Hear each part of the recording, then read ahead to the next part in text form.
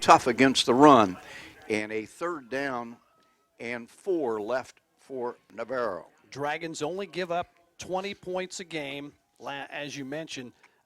More stubborn against the run maybe at times than in the passing game, but this is a very solid Blue Dragon football team on defense, and they'd love nothing more than to force a punt here early. 2 wideouts on each side.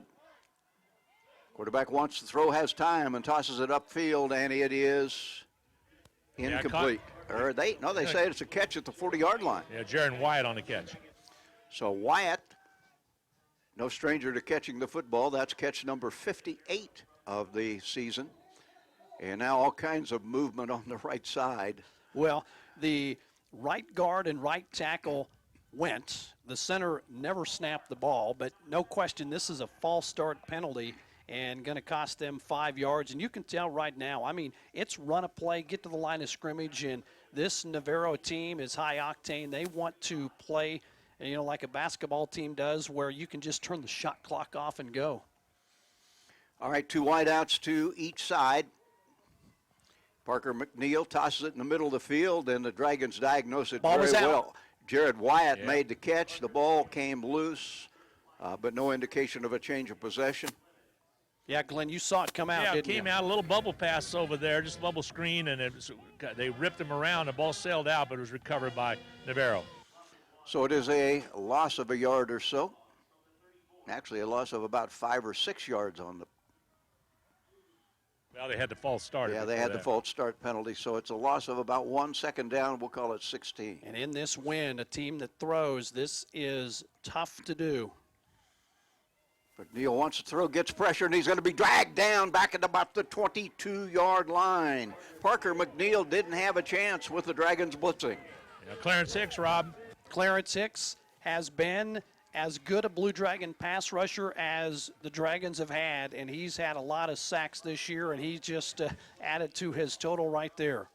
So it is a 3rd down now and 28 yards to go for Navarro. And the Blue Dragon defense trying to get the offense out there with a great opportunity on 3rd and very, very long. 13th sack of the season for Clarence Hicks. I'm telling you, that in this conference is big time. Parker McNeil takes the snap, drops back. He's got quite an arm. He's chased, and he throws it away, basically. About to get sacked inside the 10-yard line. He just tossed it to the sideline. And the Blue Dragon defense does a nice job on the opening possession of the football game. Yeah, Glenn, that was guess who again? Clarence Hicks. Hicks doing a good job. For our listeners that want to know where Corsicana is, it's on Highway 45, just between Dallas and Houston. Nice, about 90 miles outside of Dallas. Great community. They do a great job there. Well, the Dragons will have 2 guys back to receive this punt. Dragon defense did its job. Now can we get a good return? Punt off. Wynn grabs it. Dragons field it on a fair catch at the 49-yard line, their side of midfield. And, with the wind blowing the way it is, Rusty, that in itself, just catching the ball and securing it, is a victory in itself on a day like this. And that has been for Hutchinson at times this year a pretty good challenge. I'm anxious to see Khalil McClain, as the Dragons viewed him as a wide receiver and a good wide receiver until the Iowa Central game when he had to come in and really spark this offense and see what he's able to do. You got Des Jackson back, who I thought was the best running back in this league, and he got second team all-conference. The 2 Garden City running backs were first team. Jackson gets a chance on a first down carry and takes it forward for 6 yards to the 45-yard line. Well blocked up front by that Dragon offensive line that has been such a good one all year long. Hutchinson 2nd down and 4. No question the Blue Dragons will try on this windy, chilly Saturday afternoon to try to run the football. Jackson over 1,100 yards rushing. He's got 12 touchdowns on the season and averaged about 7.5 yards a pop. He is special. McClain takes the snap, again gives off to Jackson. Jackson forward, short of the first down as he is toppled at the 42-yard line. It will be for Hutchinson a 3rd down and 2. Glenn Grunwald on the sideline. Glenn, he's just been fun to watch when healthy this year. It's going to be. It gives you another dimension to it. Nice job right there as he ran away from the blitz. Josh Morgan was coming in for Navarro, on that left side of the defense. So we'll see what he does. Doesn't throw the ball as well. I don't know. I wasn't here for Iowa Central, so we'll find. I guess I better wait on you guys. Yeah, he's capable of throwing it. There's no doubt about it. First and foremost, he's kind of a slash runner, but he can throw the football, and he's got a good arm. And he awaits the snap. Keeps the football himself, cuts it upfield and battles, and with second effort has a first down for Hutchinson at the Navarro 40-yard line. Hit behind the line of scrimmage. He's strong enough to plow forward for an additional 2. He's strong, guys. He's got such power, for a wide receiver with those legs, not to mention he's just quick. And I have to think defensively, Navarro struggled a little bit defensively, and then to have to prepare for a guy like this at quarterback with the dimensions he brings, that'll drive you crazy. There's a lot of good running backs down in that Texas league as well. Here comes pressure up the middle, and Jackson dancing around, able to find enough room to slip down to the 36-yard line. That's 4 pretty well-earned yards by Des Jackson. Didn't really blast right into the line, picked his spots, and got 4. Dragons have had some great offensive players. For those listening online, Alvin Kamara, Offensive Rookie of the Year with the New Orleans Saints, a former Blue Dragon, and of course the Flash Cordero Patterson, who is with the New England Patriots, and he's had to do more at running back for them this year. And now it is McClain, this time on keeping the football, tried to run to the right and got nowhere. No gain on the play, and for the first time this afternoon, Hutchinson has a 3rd and lengthy situation. 3rd and 6. Need to get to the 30-yard line for a first down. Might be in 4-down territory. Glenn, on the sideline, how does the wind feel when you're down on the field? Well, that's pretty easy to answer. When I turn on my mic, it's cold and chilly, man. You can hear it. It's down to 30 degrees right now. It's picking up a little bit. I got Randy McKay, though, to my right, blocking the wind for me. Good for him. Khalil McClain from the shotgun. Des Jackson off to his side. McClain wants to throw, steps up, decides to run with it, and he's got room to run. Takes it to the outside, to the 30, to the 25, to the 20, down the sideline, breaks a tackle, and is upended, but not before he's all the way to the 15-yard line. That is the dimension that he brings. The guy is incredibly elusive. He's fast. The cut he made right there, most quarterbacks can't make that cut. And because of his athleticism, he's able to extend the drive, get a first down. Dragons in business this first drive. This drive starting at the Hutchinson 49-yard line. Now the ball officially placed at the 14 of Navarro. No score. We're just underway in the 2019 Salt City Bowl from Hutchinson, Kansas. McClain takes the snap and just throws it away. Yep. Smart. There was nothing there. That play was doomed from the get-go, and the presence of the young quarterback, this is only the second game playing that position. To do that says a lot for him, Glenn. Man coverage in that right side. There was nobody there. He just threw it away. Nice job there. By the way, down in the Champs Hot Bowl, Heart of Texas Bowl, Kilgore on top down there by a score of 15-0. That's at halftime. Officials are getting together to talk about something. There's going to be a flag. I think this is going to be intentional. There's no receiver there. Right. That's intentional. Yeah, it's grounding. intentional grounding. Lost it down. Glenn, talk for our listeners. These bowl games, like last night, there was a banquet held in which both teams get together.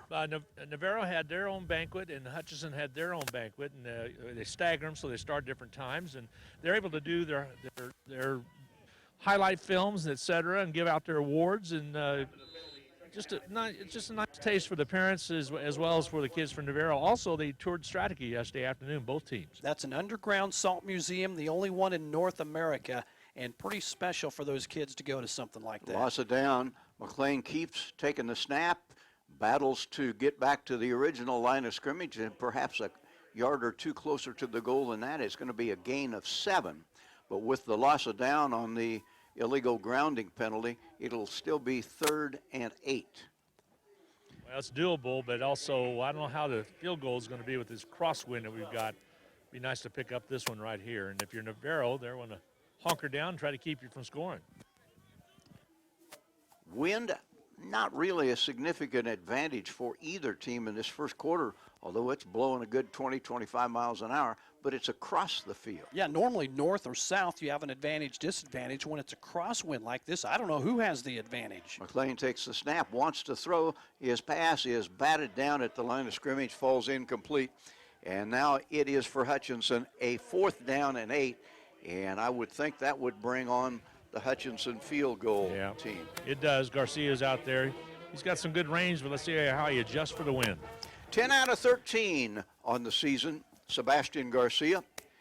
His longest 48. They'll put this one down right at the 20. It's a 30-yard kick. Ball on the left hash mark, wind sweeping across the field right to left, 20 miles an hour. The kick is a low bullet. I don't know whether it got over the crossbar or not. It did not. The Dragons come away empty on the first drive, and the ball will go over to the Bulldogs. They'll have it for the second time. Still a scoreless football game. 7:16 left in period number 1. Navarro very lucky on that 3rd down throw by the Dragons. If you notice, the ball was tipped by a defensive lineman at the line of scrimmage. Dragons ran a slant, and the receiver was open in the end zone. I think if that ball isn't tipped, it's a touchdown for Hutchinson. Navarro able to bat it down. They've got the ball, and Hutchinson misses the field goal. Now Parker McNeil will go back to work. New running back in the lineup. That's Keaton Dudick. And the quarterback, McNeil, loads it up and throws it out in the flat and completes it out to the 26-yard line. Quick toss to Kyle Townsend, who just caught his 13th ball of the season. Josh Relaford making the tackle. He has been good this year. And already they're ready to go again, and they break a player open to the outside to the 40 to 45 and all the way out to midfield. That is Dudick on the carry. And a Hutchinson player injured, lying on his stomach back at the 24-yard line. No flags on the field. It's a big, big gainer of about 25 yards. Art Green made the tackle. That time the Dragons give up a big run, but one of their big guys, one of the defensive tackles, it appears, for Hutchinson is down. And boy, it looks like Jamaica Neal. I'm not positive. Yeah, Jamaica Neal. Yeah, Jamaica Neal. He was a first-team all-conference player. He is special, and Hutchinson doesn't want to lose him. It looks like, well, no, I think it was Anthony Ramsey, number 97. So backup defensive lineman. He's up. I think he's going to be okay. Yeah, actually it was. Pardon me, Rob. I thought it was 99. It was Anthony Ramsey. He's going to be all right. So nice big opening for Navarro. They were able to get the back outside and get out of the shadows of their own end zone. So the net effect, a nice gain for the Bulldogs, and they have it at midfield. Rusty, would you believe this is the 21st bowl the Dragons have played in? And since you've done this 50-plus years, I'm going to reckon you've done quite a few of those. I would think just about all of them. Just about all of them. 21st bowl for Hutchinson Community College here today, and they'd like to find a way to win this. We haven't even talked about that. Ball unloaded over the middle, complete to the tight end, and down to the 44-yard line with the reception. That's Gregory Clayton for Navarro. It is a gain of 6 on first down. So far, Parker McNeil hasn't thrown downfield, but he's been very effective with the short tosses. Damari Givens, number 7, making the tackle. And boy, quickly, they're right back to the line of scrimmage. Play action. Ball again unloaded over the middle, and Blue Dragon got just enough of the tight end to keep him from running it a long ways, but he takes it down to the 31-yard line. Another catch for Gregory Clayton. And again, the Bulldogs finding openings in the middle of the field against the Dragons. This time the toss is out in the flat, and the Dragons defend it well. And this completion will be for a very short gain. Kyle Townsend on the receiving end of the football as he goes out of bounds. Well, Glenn, don't blink, because if you do, you'll miss a play. Well, he's got a quick release. He's got some doggone good receivers out there. So 6-4 is a little misleading in their record, I think. Hey, we've seen some teams get to the line of scrimmage and want to run a play quickly. We have not seen a team that wants to do it as quickly as this Navarro team. You got to be paying attention on defense. Parker McNeil, a big, strong kid, 6'5", 220, sees the field very, very well.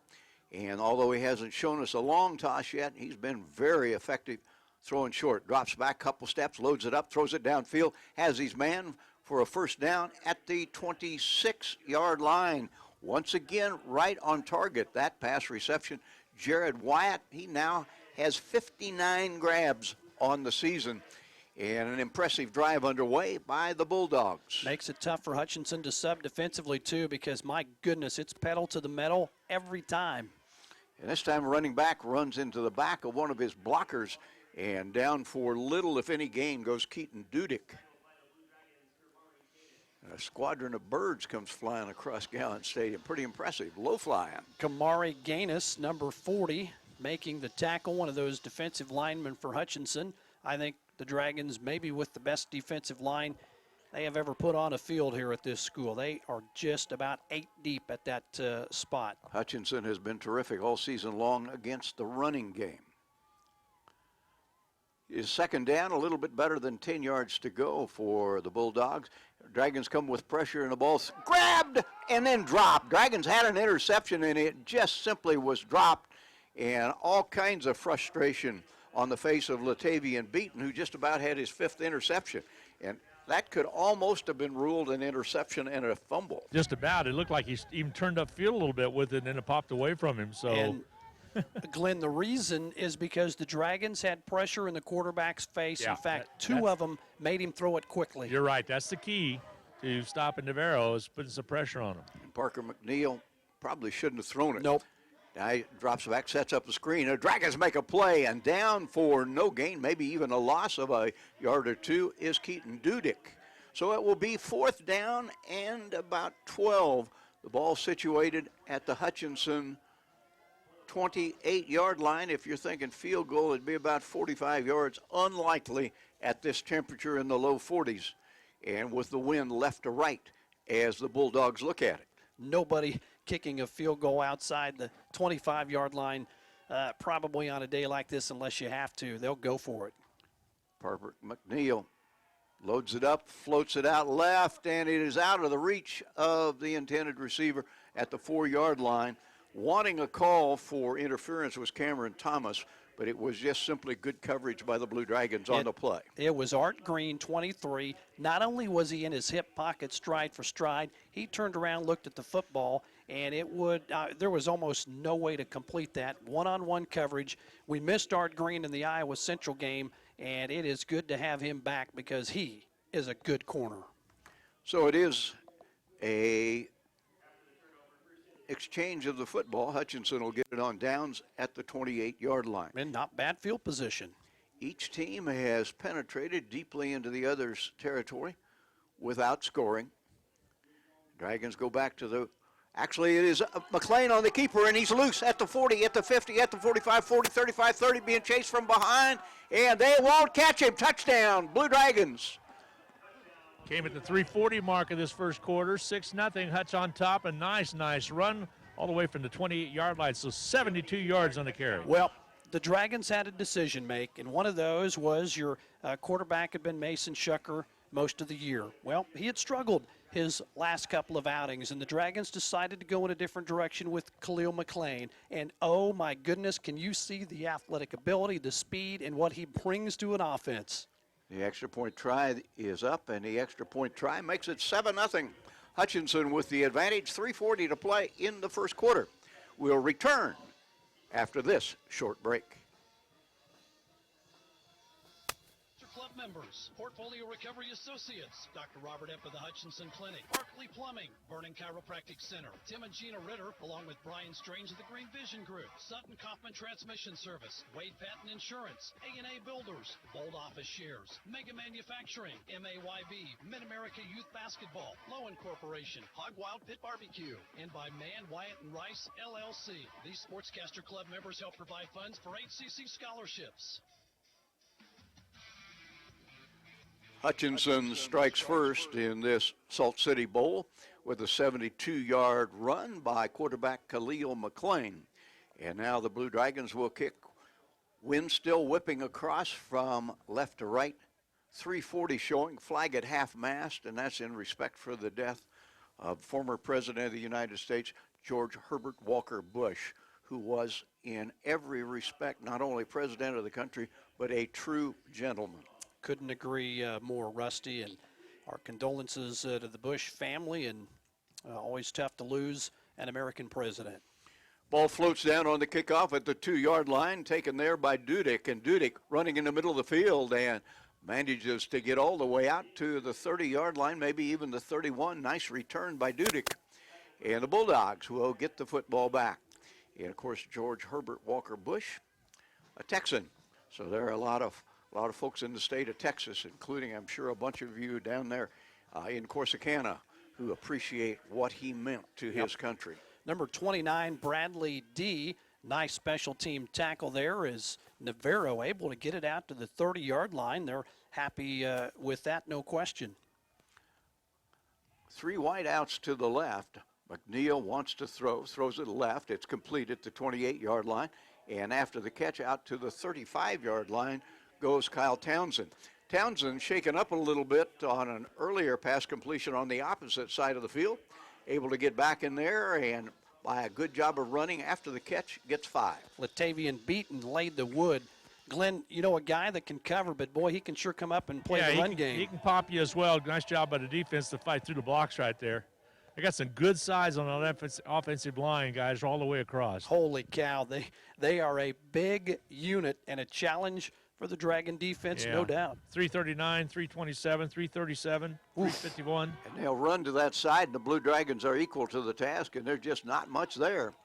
Maybe a gain on the play of a yard or so. There's a flag drop in the backfield of the Bulldogs. I think it's going to be against the Bulldogs. As one of the defenders for the Blue Dragons, Montgomery, had a hold of the player, and he just came up and popped Montgomery right in the mouth. And here's a question. The penalty is going to be on number 13, Corey Smallwood, and it'll be a 15-yard unsportsmanlike conduct penalty. Dragons will certainly accept that. He has been kicked out of the game, I believe, or it was a definite punch. It happened right in front of Randy. He's still on the field, but when I said that was what I was going to say is he threw a punch, and if you throw a punch in this league, you're gone, and I believe they've lost his services for the rest of this one. Right now he is over on the sideline, and the walk-off takes the ball back to the 21-yard line. The yard line to gain is the 40. It is 3rd down. And I'm not 100% sure he was ejected, but I know he left the field or the turf. Pretty conservative play call, and not much there on the carry on 3rd down. And it'll be punt time for the Bulldogs as the Hutchinson defense again doing a nice job. Tackle by Jalen Pickney, number 44. Dragon defense has been really good. They'll set up shop with 2 returners at the 50-yard line, and they're expecting good field position after this punt. Yeah, Irwin at the near side, and over on your far side is going to be Michael Tinsley. Jared DeFelice on the punt. Kind of a wobbly punt, fielded at the 43-yard line by Jalen Irwin for the Dragons, and he is able to bring it back across the midfield stripe and down to about the 43 or the 44 of Navarro.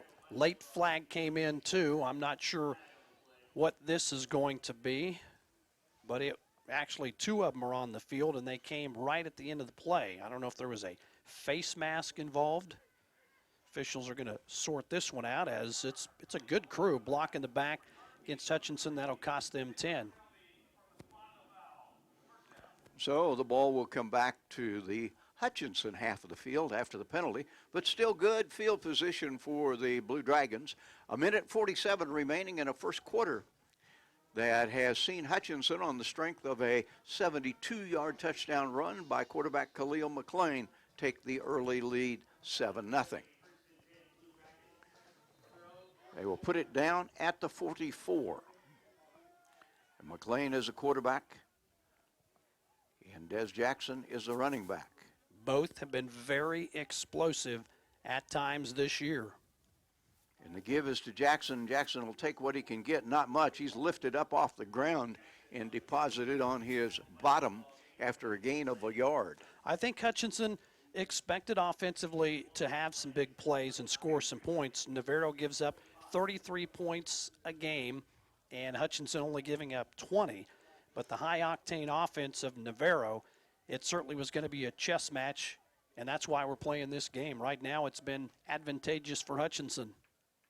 Khalil McClain takes the snap, rolls to his right, and throws it upfield. Actually threw it out of bounds.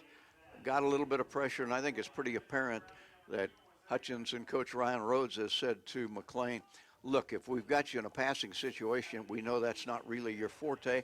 Don't be afraid to throw it out of bounds. Now, he got called for intentional grounding because he threw one where he was not outside the box, and he threw it in an area where there was no receiver. This time it's just a harmless incomplete pass.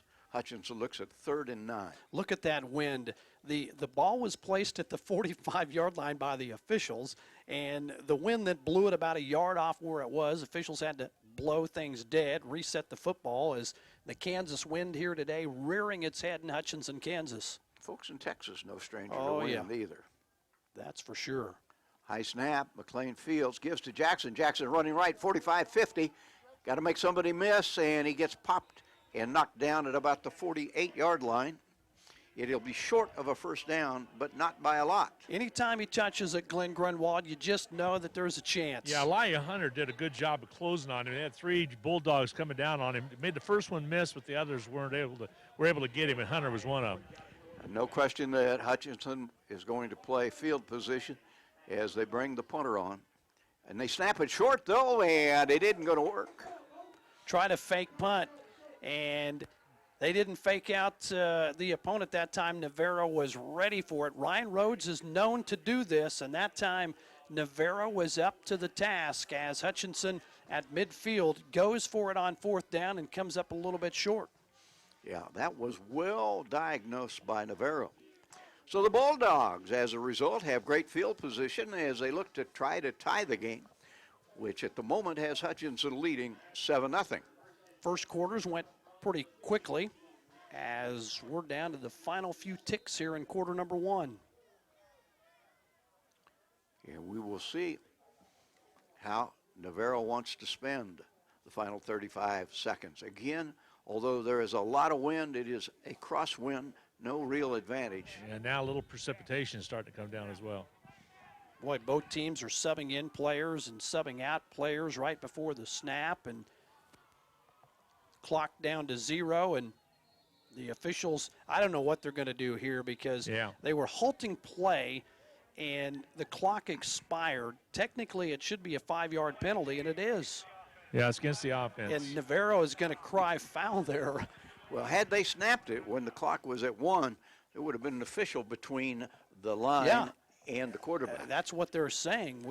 You guys were holding up play, and we couldn't get it off. If you're a Hutchinson fan, Glenn, you're happy. Yeah, on the play that did not get the first down for the Dragons, they actually ran a blocking on the wrong side. I just heard the OC just talk about. Oh, boy. Yep, that'll drive a coach absolutely crazy. Play action.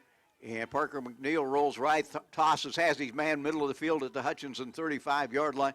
And down to the 33 goes Jared Wyatt with his 3rd catch of the first quarter. And so the Texans, the Bulldogs, on the move at the Hutchinson 32-yard line as they put it down. Latavian Beaton made the tackled zone defense by the Dragons. They settled in the middle of it and found an open receiver. Dragons did have pressure, but the quarterback able to make something happen, moving around and doing it with his feet. And they fake the halfback option pass, and that's Dudick running, and he breaks to the right side, breaks loose from 1, 2 tackles, still running laterally, and finally gets smacked down. He ran about 20 yards to gain 5. I think 5 Blue Dragons hit him as there is a player down for Navarro on what will be the final play of the half. It's actually a Blue Dragon player down. All right, we'll return with the second quarter of this Salt City Bowl. Hutchinson leading Navarro 7-0. We return in just 1 minute. For over 15 years, Erickson Custom Building has designed, built, and remodeled homes and commercial projects in central Kansas. Whether you're looking to replace a deck, wanting to build an addition, or remodel your kitchen, our customers receive individualized attention, quality craftsmanship, and exceptional customer service from start to finish. Erickson Custom Building offers new construction and remodeling services in addition to commercial and insurance projects. Visit our website today at ericksoncustomBLDG.com. Welcome to the Hutchinson Medicine Shop. With the emergence of big business, not only in pharmacy, but all industries, the Medicine Shop is proud to be a thriving local business in Hutchinson. We're so thankful to our customers in Hutchinson, Reno County, and Central Kansas for your support. In turn, we're proud to be a major sponsor of the Hutch High Salthawks, as well as other area high schools, the Blue Dragons, Chiefs, Royals, Jayhawks, and Wildcats. You support us, and the Hutchinson Medicine Shop supports local sports. And welcome back to Gowans Stadium. We have completed one quarter as the Blue Dragons leading Navarro, Texas by a score of 7-0. Statistics-wise, as we've wrapped up the first quarter, it basically is 117 yards of offense to 88 for Navarro, and the Dragons with 117 yards rushing, no yards passing.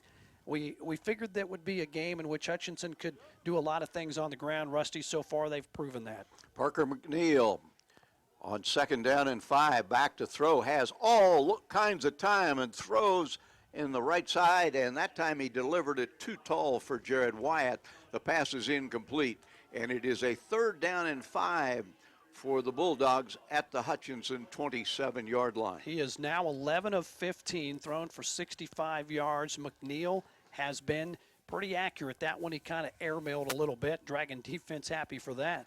That was a pretty good job of coverage because he being Parker McNeil, a long time to throw it. Ryan Rhodes, the head coach of Hutchinson, barks out defensive signals for his team. He has always been a very good defensive coach. McNeil back to throw. He won't get a chance. Pressure coming from the left side. And down goes McNeil at the 35-yard line. My goodness, he looked like he was shot out of a cannon that time. That's Monty Montgomery, who is as good a player as you're going to find. He was the Jayhawk Conference Player of the Year defensively.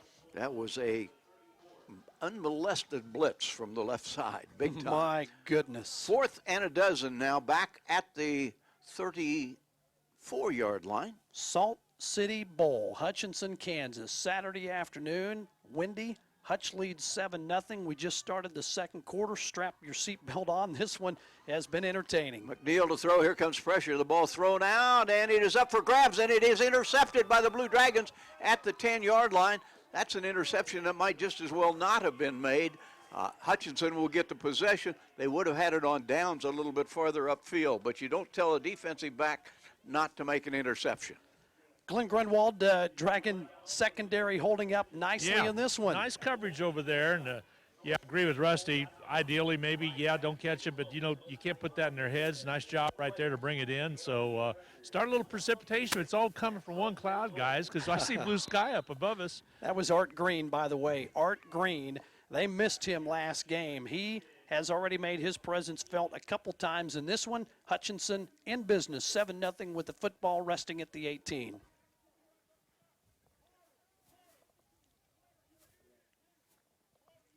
Dragons, Khalil McClain takes the snap, gives off the running back, and a little bit of a hole and a lot of yards through that hole. What a job by Des Jackson. He powers out to the 30-yard line. Des Jackson, my goodness. You just can't. Look at his thighs, just can't stop saying stuff about him. That's his 6th carry. He's over 25 yards rushing in this one, and that's fun to watch. Yeah, his mom and dad up here from Arkansas, El Dorado, Arkansas. They're up in the stands as well. They're at the banquet last night. Yeah, they probably say that the weather down in Arkansas seems to be a little warmer than it is here in Kansas. All right, on 1st down, McClain keeps, runs left at the 30, stiff arms and gets out to the 32 before being forced out of bounds. It is a play that looked like it had promise, but it nets only a couple of yards. Might have got banged up as he slipped over there, being taken out of bounds. I think you're going to see if he's going to get up and be okay. Yeah, he's holding his hand. I thought at first that might be a late hit out of bounds, and he is in some serious pain, and that is not what the Dragons wanted to see. But you put the quarterback that really has been your quarterback the entire year. What a luxury that is to have in Mason Shucker, number 17. Now he'll be back out at the QB spot. And we'll see how long he stays there. It is 2nd down and 8, and Shucker wants to throw.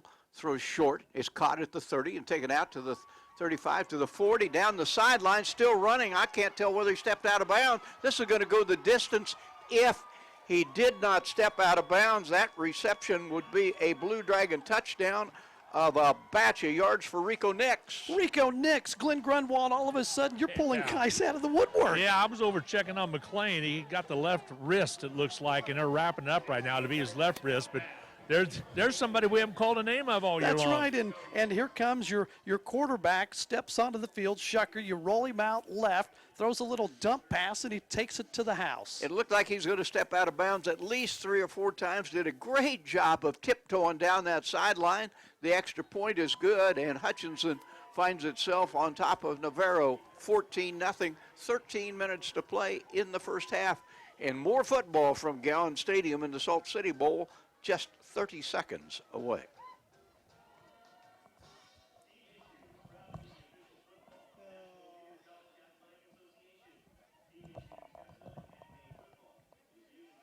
And we're taking a break. At 620-662-2112.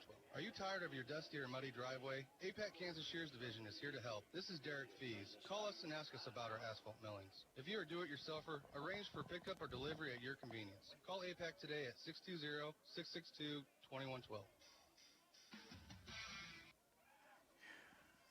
All right, Hutchinson off to a good start on this Saturday afternoon in Hutchinson, Kansas, as the Blue Dragons lead Navarro, Texas by a score of 14-0. Glenn down on the sideline, pretty excited group of fellas down there. Yeah, they were. They really greeted Nicks as he came off the field. I'm checking on McClain as well. Looks like he's going to be okay, but it is his left wrist. They have it wrapped up, and they're checking it out. I don't know if we'll see him or not.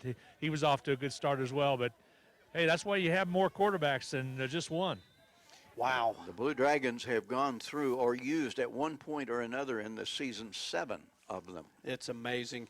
And they started with, you know what, we thought were 6, and you thought, well, that's how do you play 6, and you've needed every one of them. Line drive kick handled at the 10-yard line, angling to his right to the 15, to the 20, and run down at the 23-yard line after a decent return of 13 yards. That was Jordan Humphrey who brought it back for the Bulldogs. And there, Glenn, finally is that sun there's you've the been hoping sunshine for. finally coming out. Still a little precipitation, but it'll go away. If that sun stays out, it's going to be pretty nice down here. So nice job by the special teams to finally corral him. 12:57 to go in the second quarter. 14-0 Hutchinson. Glad to have everybody along, including our friends with NJCAA TV. That was tackle made by 33 Kobe Oldfield. And doing a nice job for the Dragons on special teams. Navarro will start inside their 25. Parker McNeil has had some success throwing the football, although he was intercepted on that last drive that turned into a Hutchinson touchdown.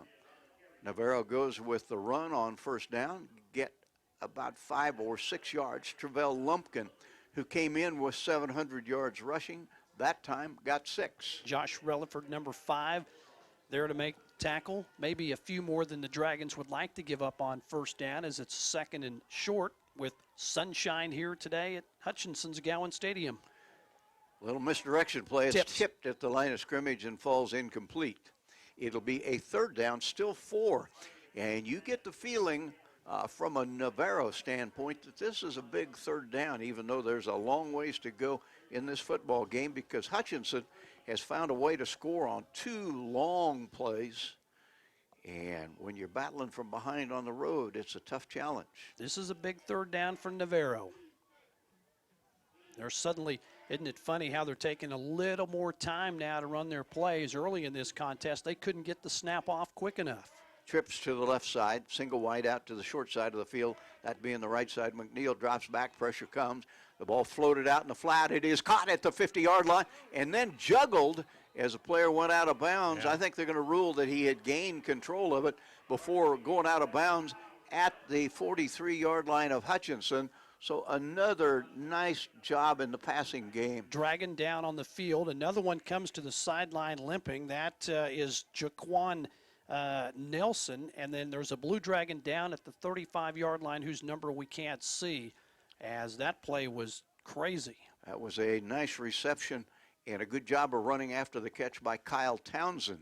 Malik Wilkerson it appears, is the Blue Dragon that is walking to the sideline, or Jeremiah Fordham. Is it 45, Rusty?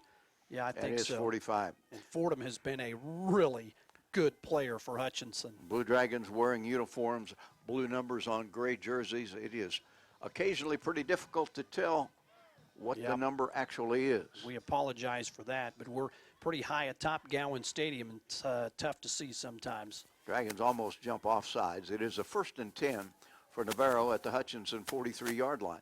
Navarro's been in Hutchinson country a couple of times in this first half, but so far has not put any points on the board. Dragon defense has been good.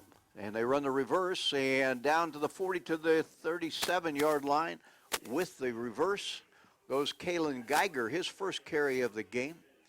He's normally a receiver, leads the team in receptions on the year with 66 coming in.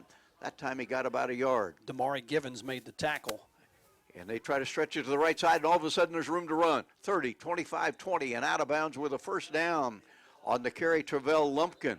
And all of a sudden, the Bulldogs moving the chains. Flag all the way away from the play on the other side of the field in front of the sideline of Navarro. And I'm telling you, there is a player for Navarro that has absolutely gone ballistic, and there's players and coaches restraining him. This could be of the extracurricular type, and I don't know if it's going to cost them 15 or be on both players. Well, whatever happens, it had really nothing to do with the play, which was 50 yards away on the opposite side of the field. And I'm telling you, that kid was hot. Okay, so we knew it'd be unsportsmanlike conduct. Navarro, unsportsmanlike Hutchinson. Now, they'll offset. Because it happened after the play was over, right? The yardage gained will count. And from a Navarro standpoint, that's a very good result, because instead of having to run that play, which netted some nice yardage all over again, instead, the Bulldogs have it at the Hutchinson 20-yard line. All right, let's see. Dragon defense now pushed back inside the 20. McNeil, this one floats it out, and it is grabbed, but out of bounds. And he dropped it. So tough throw. Would have been an incredible catch. Pretty good coverage. And Glenn down there on the sideline, that quarterback can thread the needle, can't he? Yeah, he can. And that was, even if it was caught, he was out of bounds. But he was dropped right at the end zone right there. So Navarro really needs to get on the board right here on this possession. Yeah, that was just a little floater. Jared Wyatt is the tallest of his receivers at 6'3", 190 pounds. Very nearly had it on his fingertips, but as was pointed out, he was out of bounds even had he hauled it in. 2nd down, 10. Taking their time, clock down to 8, and I think we're going to see a timeout here, guys. We will indeed, and here are the relevant numbers. 11:18 remains in the first half. It is Hutchinson 14, Navarro nothing. We return in 1 minute.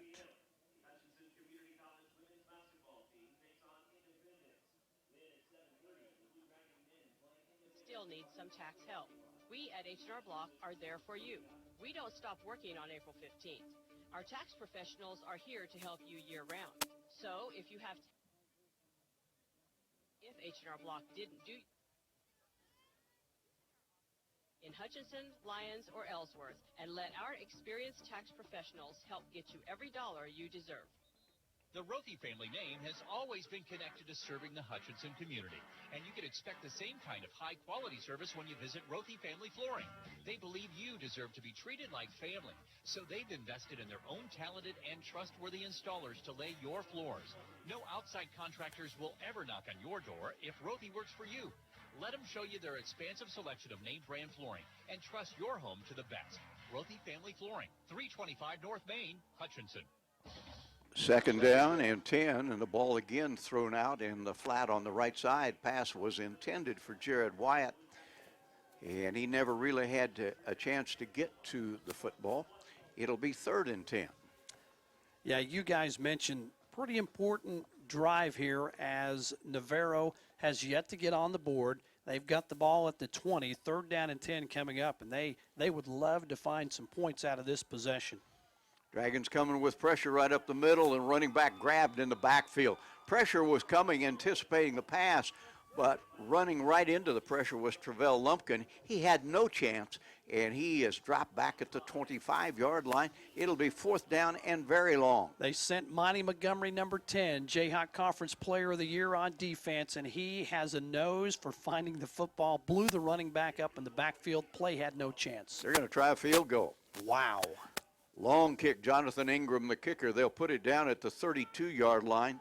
42-yard kick, wind whipping across the field from right to left. Yeah, they're going to talk things over a little bit. Another timeout, Navarro. They didn't have somebody on the field. That right there will drive a coach nuts. We'll take half a minute. Be back for the supposed field goal try. To anyone considering a change in family doctors or looking for an attentive primary care physician who's more concerned about you than your insurance, welcome to Prairie Star Health Center. We offer health care held to a higher standard with a choice of dedicated, compassionate physicians. Experience the difference you'll feel when you have a patient-centered medical home. Prairie Star Health Center, 30th and K61 in Hutchinson. With the wind coming across the field from right to left, I suppose, Glenn, you could say a little tiny bit of a tailwind on this kick. It's gusting, and of course, down at this end of the stadium, the south end, it's kind of a little bit more open. If you look at the flags on top of the goalposts, they're fluttering in the wind pretty good. You're going to definitely have to play the wind on this kick. Jonathan Ingram, as I said, 5 of 10, his longest 42 yards. This would tie that. And now they're going to shift back and go for it. Yep. And this will not be a field goal effort. They're going to throw it over the middle, and it's going to be out of the reach of everybody. Pretty good idea. They tried to slip it down on the goal line, but not able to make a play were the Bulldogs. That pass was intended for Wright, but it is incomplete.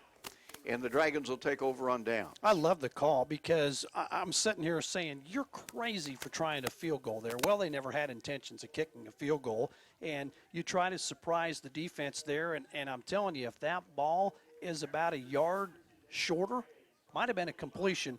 Hutchinson did a nice job, though, of having guys back in coverage.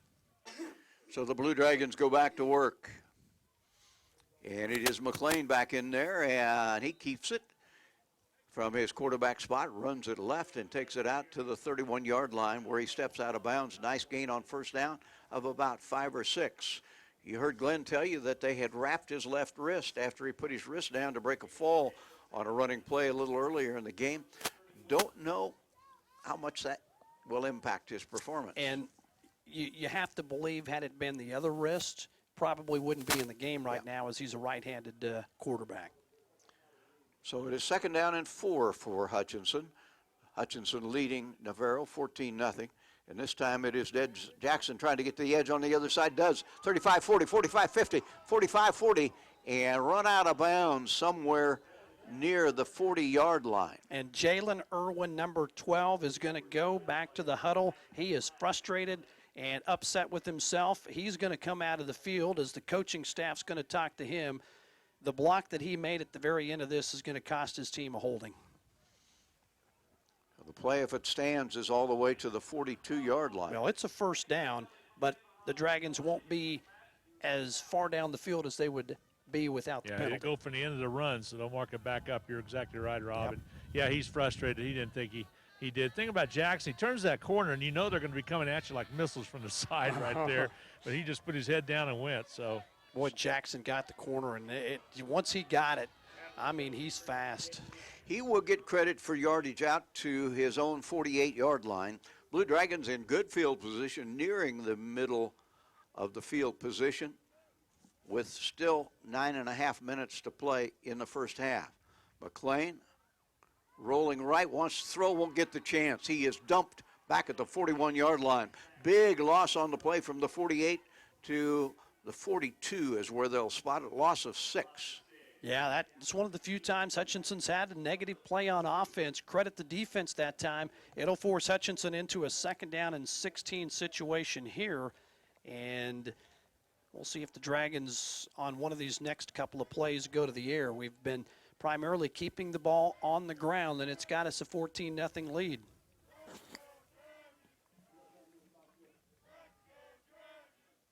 at the 42-yard line. McClain rolling to his left at the 40. Now throws it upfield, and it is incomplete, out of bounds. So it'll be a third down and very long for Hutchinson. Dragon player slow to get up again, and that's the quarterback, as, my goodness, looked like he might have been hit kind of late. I think some Dragons were hoping for a flag, but not going to get it. And Ryan Rhodes is talking to the official right now at the 50-yard line saying, my gosh, I mean, come on, what does it take to get a flag against one of my players? You wonder whether McClain ever intended to throw that football, because he's running from right to left. Tough throw for right-handed player. Ryan Rhodes is hot, and he is letting that official know it, and I don't blame him, because I saw it up here too, and I was waiting for a flag to be thrown. Nobody would have argued had there been one thrown. Third down long. Navarro showing blitz. They're bringing everybody. And McClain dumped. Yep, Had no chance. Had no chance back at the 34-yard line. Did he cough it up? I don't think so. I don't. Yeah, he did not have a prayer. They came after him. He is still down on the turf. He was hit hard. He was hit.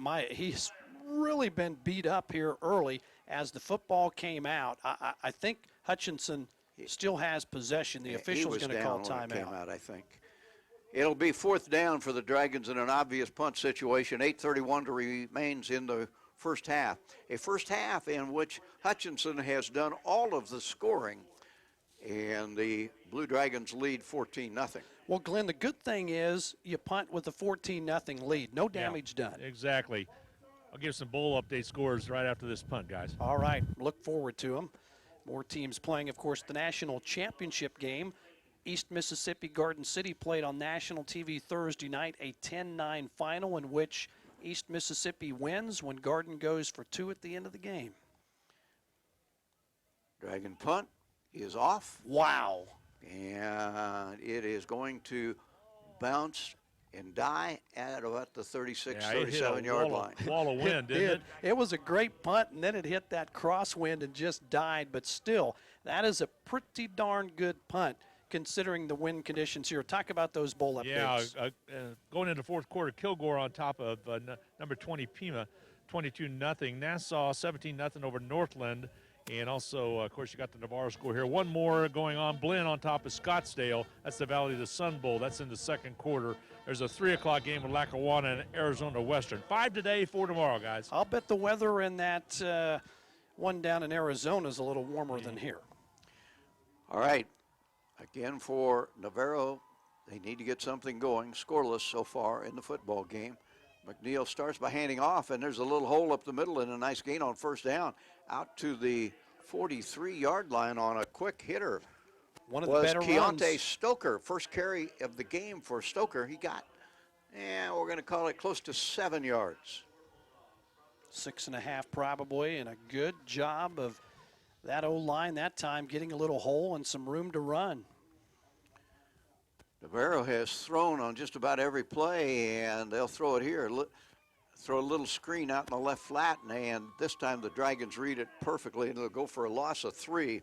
Again, Stoker on the reception, but leaves a third down and 7. Caleb Bryce, 37, second team All-Jayhawk Conference linebacker. He's been good all year, and that time he did an outstanding job of making that play go for negative yardage. It is a third down and 7. Big third down here if you're a Hutchinson fan. Or a Navarro fan. Ball thrown out in the flat. Now, last-minute breakup. A nice job by Blue Dragon defender Kelvin Clemens got in there, put a hand right in front of Jared Wyatt, who was ready to pull it in for a first down. Glenn, that ball couldn't have been thrown any better, and the coverage at the last minute was textbook. And so it will be another punt situation for the Bulldogs. A team that averages 36 points a game, yet to get on the scoreboard here with 7 minutes remaining in the first half. Dragons with 2 returners back, hoping for good field position first and foremost, secure the football. Jared DeFelice kicks it high, pretty punt. And it will be fielded by the Dragons at the 18-yard line. Got And a some little room. bit of room to run. 25, 30, 35, and out close to the 40-yard line with a very nice return for Hutchinson, Mitchell Tinsley. Yeah, that's an outstanding return, and that was not an easy catch, Rusty, with this wind. It was a high, booming punt. You could tell the returnee was not comfortable catching it. And I'm not sure that it isn't just as hard to field it in a crosswind as it is in a headwind or a tailwind, although at the moment the wind seems to be diminishing just a little bit. I don't know about that. Glenn Grunwald just made it up here, and his glasses are frozen over, and we're going to unthaw him. Go stick him in the heater. It is a first down and 10 for the Blue Dragons at their own 42-yard line, where they'll start this, and they'll start with Jackson bursting up the middle for a gain of about a dozen to the 46-yard line of Navarro. Nicely blocked up front by the Hutchinson offensive line. I'm telling the coaches that voted in this conference, you're crazy that he was voted second-team running back. Two running backs from Garden were on the first team. I would not trade this running back for anyone, not only in our conference but in the country. Des Jackson is just flat out special at the back position. First down at the 46-yard line. Khalil McClain banged up, left ankle taped. Takes the snap, hands off, another running play, and Jackson taking what he can, pushed out of bounds at the 37. That is about a yard shy of a first down. It'll stop the clock with 6:17 showing. Still Hutchinson leading in this Salt City Bowl, leading Navarro 14-0. Glenn Grunwald, that wind down there is definitely brutal, chilly. The players starting to adjust to it. Of course, I'm on the Hutchinson sideline, so it makes it a little bit different. By the way, the Navarro fans that are listening, they got a coach that started off here up in Kansas with Rhonda Shirley. She's their volleyball coach. She was a heck of a one. And Jim Gush got his Gush, start up here, Garden too. City, you bet. Second down, and about 6 or 7, and the give is to Jackson, and this time they are waiting, and Jackson gets 1 yard. But if you're Hutchinson, you're looking at the clock. 5:37 ticking. You have a 14-0 lead. Third down situation, you don't have to panic at all, and you're in the driver's seat. You don't have to do anything here. You don't have to get in a hurry. Everything that you wanted to happen in this first half has gone your way. Navarro feeling a need right now, I would think, a very big need to prevent Hutchinson from getting any additional points here in the first half. They show blitz. And they've done a lot of it. McClain This time they don't. will keep the football, darts to the right, tries to get outside and can't. He is hauled down on a good open field tackle right at the line of scrimmage. It'll be fourth down. Well, that time they tried to get the quarterback to the outside, and normally with his speed and agility and quickness able to do it, that time a good wrap-up tackle. Dragons will punt the football here, and they'll try to pin this Navarro, Texas team inside the 20 as the clock ticks 14:38 and counting. Hutchinson playing field position. Yep. Dragons have shown us one false punt. I don't think that'll happen here. They snap it deep. Punt is off, and it is angled for the sideline, and it's not a very good punt off the side of the foot, and it is going to go out of bounds well upfield from where Hutchinson was hoping it would. We'll have to wait and see where they line it up. Yep. But not a very good punt at all that time for a normally really good kicker. I love Ryan Rhodes. I mean, he just wears his emotions on his sleeve, and he walked out 10 yards out of the field, and the punter knew that the coach was standing there, and he acted like he didn't see him because coach had a few words, and he went the other direction. That is not one of his best efforts. Well, Matt Jones normally gets about 36 yards a kick. He sure does. He's been a great punter. Got it too high in the air in this wind. Not that time. Play action, and then they decide to go ahead and go with the run. Ball carrier was Keaton Dudick, and Dudick gains only about a yard. Very few teams have run with any success against this Blue Dragon defense. There have been teams that have thrown it successfully, but the defense against the run has been consistently very tough. Tackle was by number 30, Jamard Morgan, on that last play, and he did a good job of limiting that to about a half a yard. Parker McNeil back in the shotgun, awaiting the snap, second down and long at his own 25-yard line. Throws, it is caught.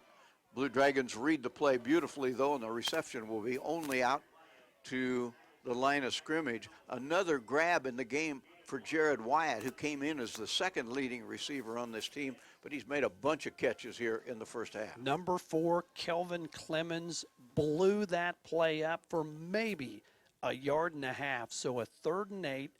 We are down to the final 3 minutes, 15 seconds of the first half. Hutchinson's defense has been incredibly good.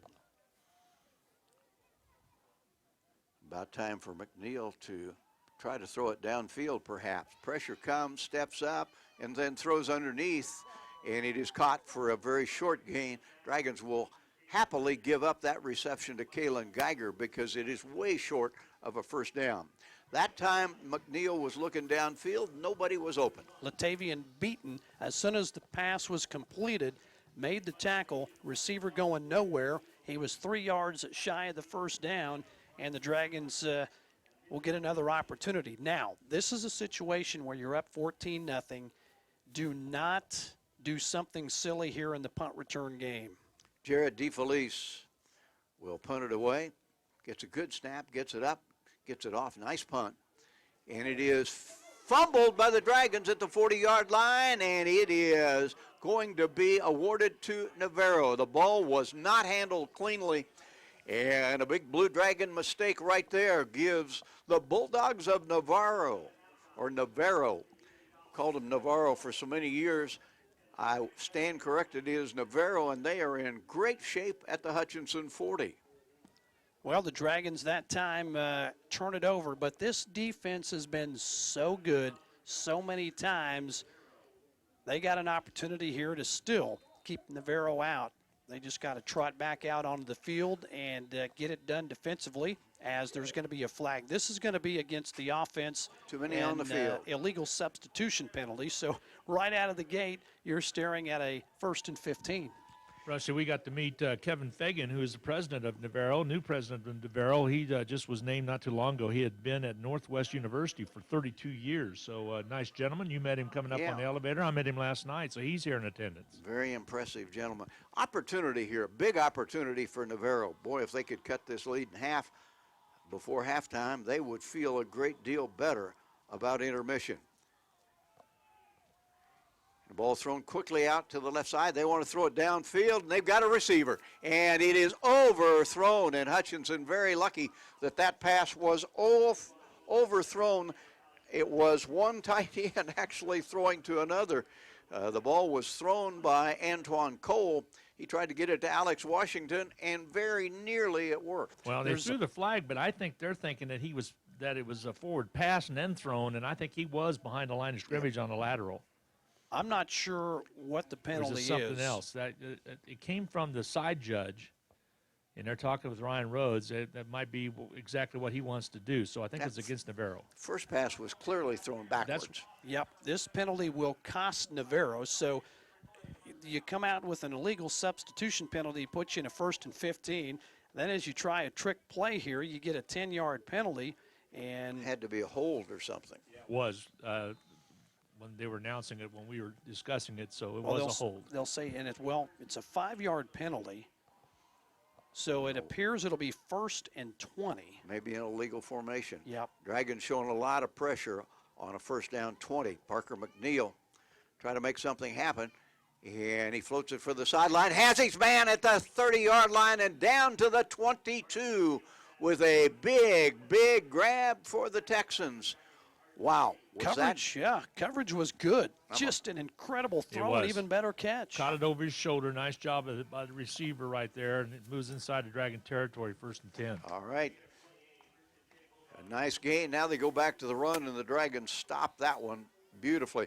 That pass completion was to Jock Hawkins down to the 22-yard line. Blue Dragon down on the field. We will have a stoppage in play. Dragons will substitute at least 4 or 5 new players, which they do all the time. Hutchinson has 3 timeouts left. The Bulldogs with just 1. as this is going to be an interesting conclusion of the second quarter. Yeah, let's take a 30-second break while they tend to the injured Blue Dragon. Hutchinson 14-0, a minute 46 left in the first half. Threatening, though, the Navarro Bulldogs.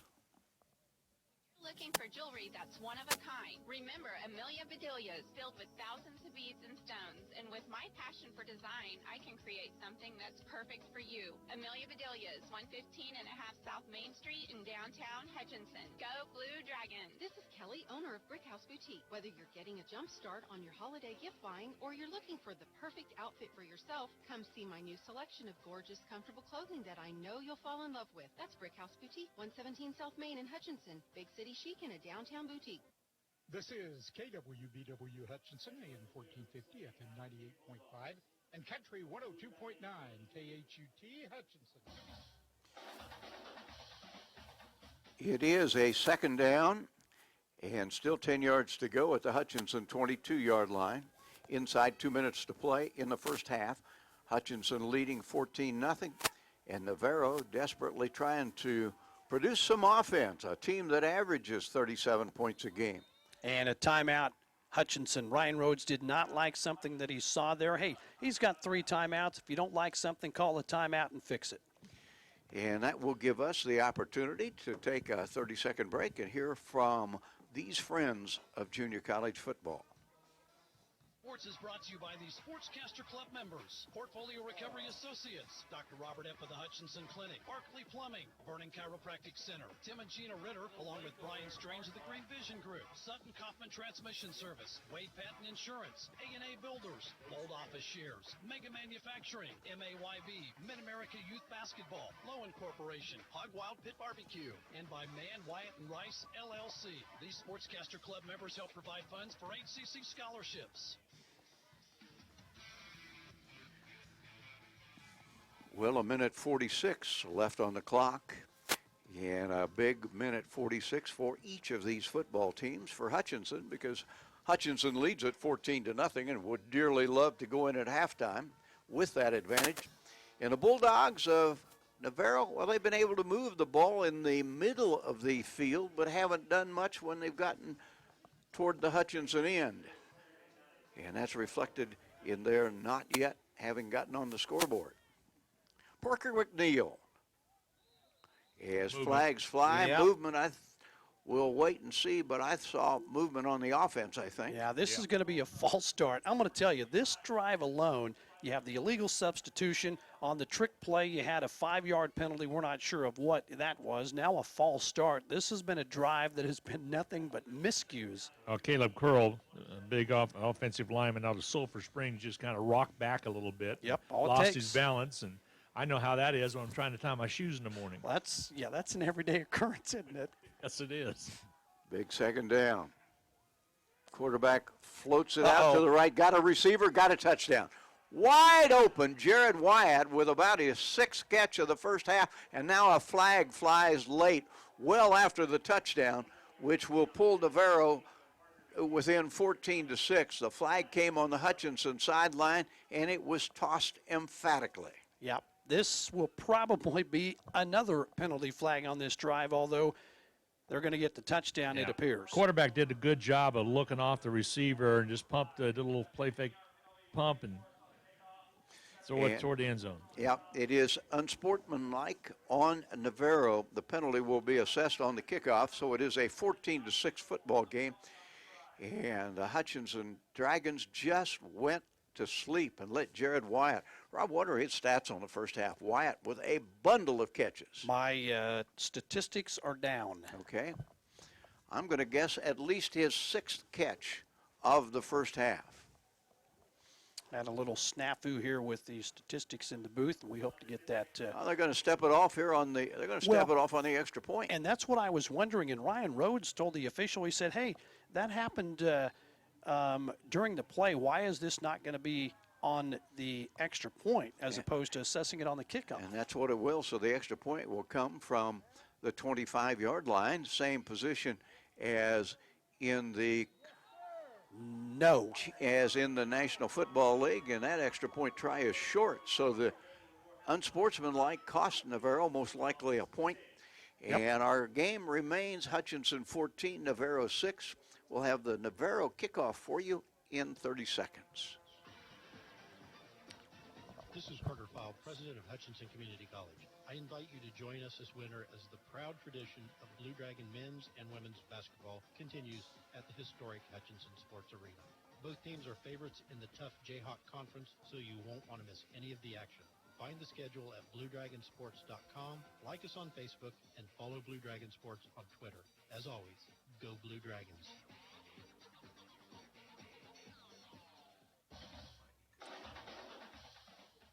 Well, the Blue Dragons have been able to run the football successfully.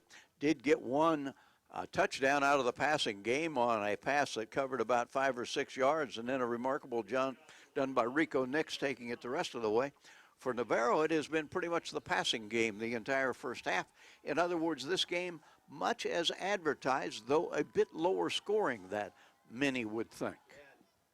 I know Coach Rose really upset because he had to stop by his defense. They would have got the ball back, probably could run the clock out up 14-0, and then you have a miscue in the punt return game. And that would be nice to see if you could go down and maybe get some points here as the kick going to go out of bounds, and that's another penalty against Navarro, and one that Hutchinson's offense is going to like. But it was a deep kick, and it's kind of understandable. Again, the wind sweeping it toward that side of the field, and kickers like to kick it down into the corner.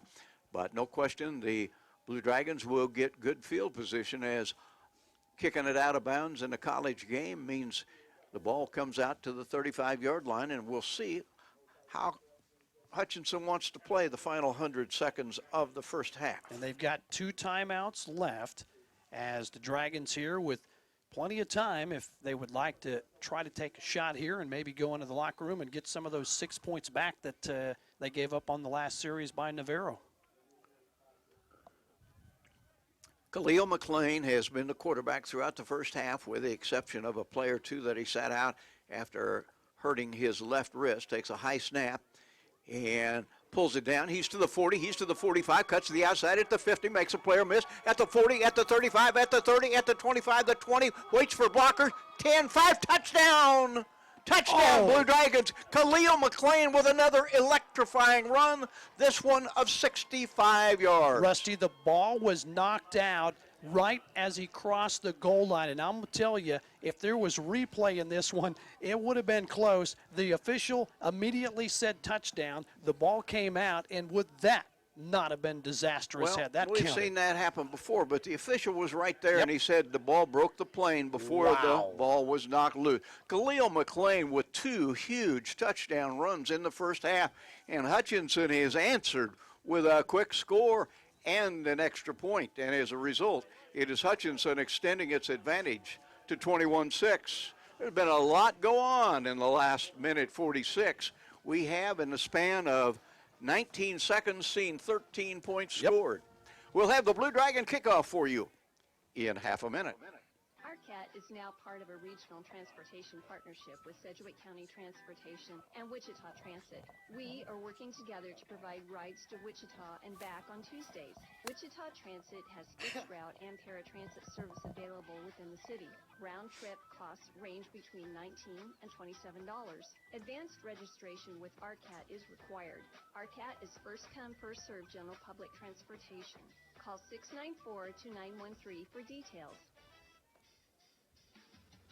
Well, welcome back to Gowans Stadium, where the Hutchinson Blue Dragons score, leading 21-6 in the contest. Khalil Mack has been outstanding, and Rusty, we votes for an offensive and defensive MVP at the end of this game. And right now, offensively, Khalil McClain, I said Macaque.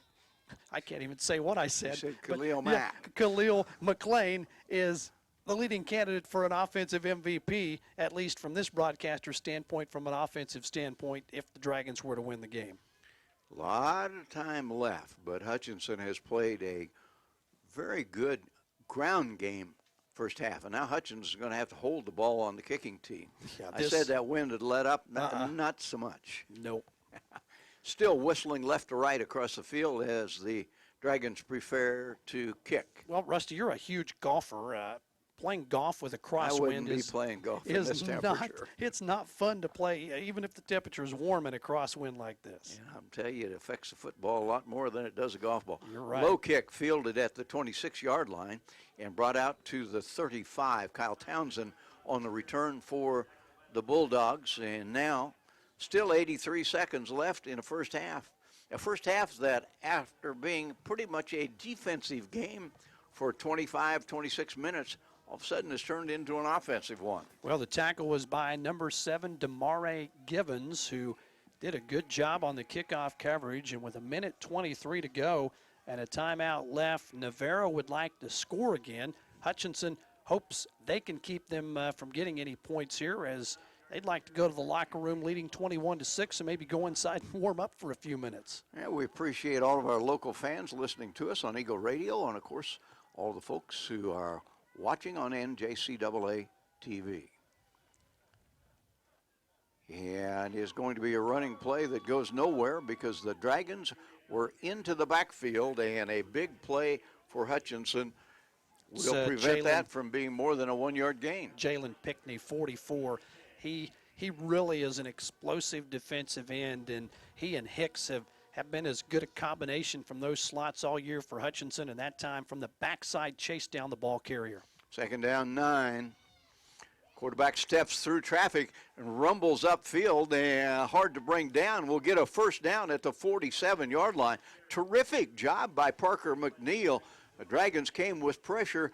McNeil survived that, and he is not the quickest gentleman of all time, but he picked up 12 big yards and a first down. Clock 40 seconds, first down. Hutchinson just doing everything to keep Navarro from scoring.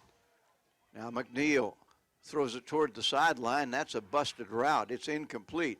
There was not a defender in the area. Somebody didn't run the right pattern. There wasn't a receiver in the area. That's what I meant to say. The closest guy was Monty Montgomery, number 10, who was closer than anybody in a white jersey of getting that football. And he wasn't really in the area either. He really wasn't. It was thrown into the demilitarized zone, we'll call it. Well, the sun now pops out again here at Gowans Stadium. We've had it teasing us off and on today on what's been a blustery, cold day. Second down and 10 at the 46. Ball fumbled. McNeil picks it up, throws it up the middle of the field, and the Blue Dragons make a hard hit and a nice tackle in the open field. Completion to Kalen Geiger. Short gain on the play, thanks to Kelvin Clemens' hard hit for the Dragons. And a Dragon down again. That is 45, Jeremiah Fordham. He's been down on the field now for a second time, appears to be in some pain. We've had a lot of guys on the turf today. Yeah, and most of them from Hutchinson. Yep, and he's going to be okay. He's going to be all right, but this team from Navarro is big and strong, and they will pop you. They will. Dragons, what they've done all year, they rotate usually 3, 4, 5 guys with that front, and Hutchinson tries to stay fresh with their defensive line. And right here, Hutchinson will just simply try to prevent any long gains because only 21 seconds remain in the first half. Keep everything in front of you. McNeil steps up, throws it long, and doesn't get it anywhere near his intended receiver. That was Kyle Townsend. Townsend well covered on the play anyhow. Took 6 seconds off the clock, 15 seconds remain. Yep. Punt the ball now. You're already down 21-6, and you don't want Hutchinson to have field position at midfield. You do the smart thing here, you punt. I think Hutchinson takes a knee, and we conclude the first half of this Salt City Bowl, and if you're a Hutchinson fan, you're smiling. Mitchell Tinsley and Jalen Irwin will go back to field the punt. I'm not sure I even try to field this punt. I'm telling those guys, if anyone comes within 10 yards of this football, you're going to come see me. There's the punt. Yep, just get away. Smart. Great coaching right there by Ryan Rhodes. Great punt down to the 10-yard line. Who cares, because you're going to take a knee. Well, Navarro cares. It was a beautiful punt by the Bulldogs. Blue Dragons will take a knee, and the first half will come to a close. Hutchinson leading in this game by a score of 21-6 in one play before halftime. A half that was very impressive. I thought coming into this game was a toss-up, but it has been Hutchinson outplaying Navarro in the game's first 30 minutes. But a terrific punt, but all in all, a terrific half for the Blue Dragons of Hutchinson, who are trying to get their 9th win of the year. And there's the knee that Rob predicted. Halftime is here. Hutchinson 21, Navarro 6. More from the stadium in 2 minutes. No time to fix breakfast? Just call us at Anchor Away 662-3100 and we'll have it ready for you. Choose from our selection of breakfast burritos, biscuits, or one of our 5 different complete breakfast plates. Breakfast from 7 to 10:30, Monday through Saturday. If you missed us for breakfast, we're here for lunch and dinner too. Pick up your favorite Mexican dinner or take some home for the family. We're open till 9. That's Anchor Away, drive-through, carry-out, and catering under the water tower at B & Adams in Hutchinson, 662-3100. Next Tech Wireless has plans for every lifestyle, including our new and improved Advanced Pay Plan. Get the nationwide coverage and data you want without a commitment. Plans start at $30 per month, and you can get unlimited everything for as low as $35 per month. Activate a new Advanced Pay Plan and receive a free Moto G4 Play. Or receive your first month free when you purchase a new phone or bring your own phone. 'Tis the season for savings. Visit Next Tech Wireless today. Certain restrictions apply. Hi, Brian Bobo, General Manager at Midwest Superstores. In the month of December, we will be partnering with the Hutchinson branch of Toys for Tots. We will be collecting new and unwrapped toys. We will begin collecting Monday, December the 10th through Saturday, December the 15th. For each donation, we will enter that person into a drawing for some great prizes. So please join us in supporting your local Toys for Tots and come see us at 1100 East 30th or online at MidwestSuperstore.com. Most of us dream of retiring and having financial security. Do you have a plan? This is Jay Pitzer with Strategic Financial Concept. Our mission is to help create and maintain wealth for our clients through effective risk and asset management. I'd love to sit down with you and show you how we can help you keep more of your hard-earned money over your lifetime. Call 960-0749 for a cup of coffee and for the best one-on-one conversation you've ever had with an advisor. Securities offered through the ON Equity Sales Company, member FINRA, SIPC. Investment advisory services offered through ON Investment Management Company. It is halftime in the Salt City Bowl, and it is Hutchinson, Kansas, leading Navarro, Texas, by a score of 21-6. This is the first half Medicine Shop game capsule. I've been talking to you for a long time about checking with the Medicine Shop if you need to make any changes in your Medicare Part D. Well, time has pretty much run out. You have until the 4th. That is just 3 days from now, so probably not a whole lot of time for the Medicine Shop to help you, as they have helped so many people in this fall season. But if you've not been to the Medicine Shop to get your flu shot, if for any reason you haven't gotten a flu shot, that is something that you definitely need to take care of. And there is no spot in Hutchinson any more convenient, no place where service is any better for that flu shot than the Medicine Shop, which you'll find conveniently located in Hutchinson at 14th and Main. A tremendous half of running the football for Hutchinson's Blue Dragons. They net 231 yards on 24 carries, 2 of which were by quarterback for Hutchinson, Khalil McClain. The first one, a 72-yard run that gave Hutchinson the lead with 3:40 to play in the first quarter. The second, another run by Khalil McClain right after Navarro had scored its only touchdown. Navarro scoring on a 28-yard pass play to Jarrett Wyatt from Parker McNeil. That pulled them within 6, but just 13 seconds later, McClain again ran 65 yards this time for a score. The extra point was good. That's our halftime of 21-6. Interspersed among that was a terrific pass reception by Rico Nicks from Mason Shucker, who played only, I think, one play in the first half, came in when McClain was injured, tossed a little short pass to Rico Nicks, who did a phenomenal job of walking it down that left sideline, managed to stay in bound. That play covered 68 yards. So the 3 Hutchinson touchdowns in the first half, all of the long vintage. Hutchinson has not sustained a drive that ate a bunch of time off the clock in that first half. But the statistics, as you would suspect, favor Hutchinson. 231 yards rushing for Hutch, 51 for Navarro, but 148 yards on the ground for the Bulldogs, netting them out at 199 yards of offense. 68 yards on that one pass play the only completion for Hutchinson in the first half, giving Hutchinson a first half total of 299 yards. Time of possession certainly favoring Navarro. Navarro able to have the football for 47 snaps in the game's first half, just 28 snaps for Hutchinson. But at halftime, it is Hutchinson with the advantage. Hutchinson 21, Navarro 6. More from the stadium in 2 minutes. It's football season, when the weather is warm one day and cold the next. Stay ahead of cold and flu season by drinking plenty of liquids, getting enough rest, and keeping your hands sanitized. Come see the friendly folks at Ashcraft Pharmacy, your locally owned Health Mart pharmacy, for over-the-counter medications to help alleviate symptoms. And if you need a prescription, we offer free mail-out, free delivery, or call ahead for our handy curbside service. Go Dragons! From Ashcraft Pharmacy in the Hart Shopping Center, South Hutchinson, and Health Mart, caring for you and about you. First National Bank is always open. Can't get any scores. Easier than ever to conduct all of your banking from your smartphone, tablet, or laptop. You pick the location to get started, all via fnbhutch.bank. Apply for a loan or open an account over your lunch break or from the comfort of your own home. Electronic banking everywhere you are. Get started at fnbhutch.bank. We wish you happy holidays and a very Merry Christmas from your friends at First National Bank. We're first for you.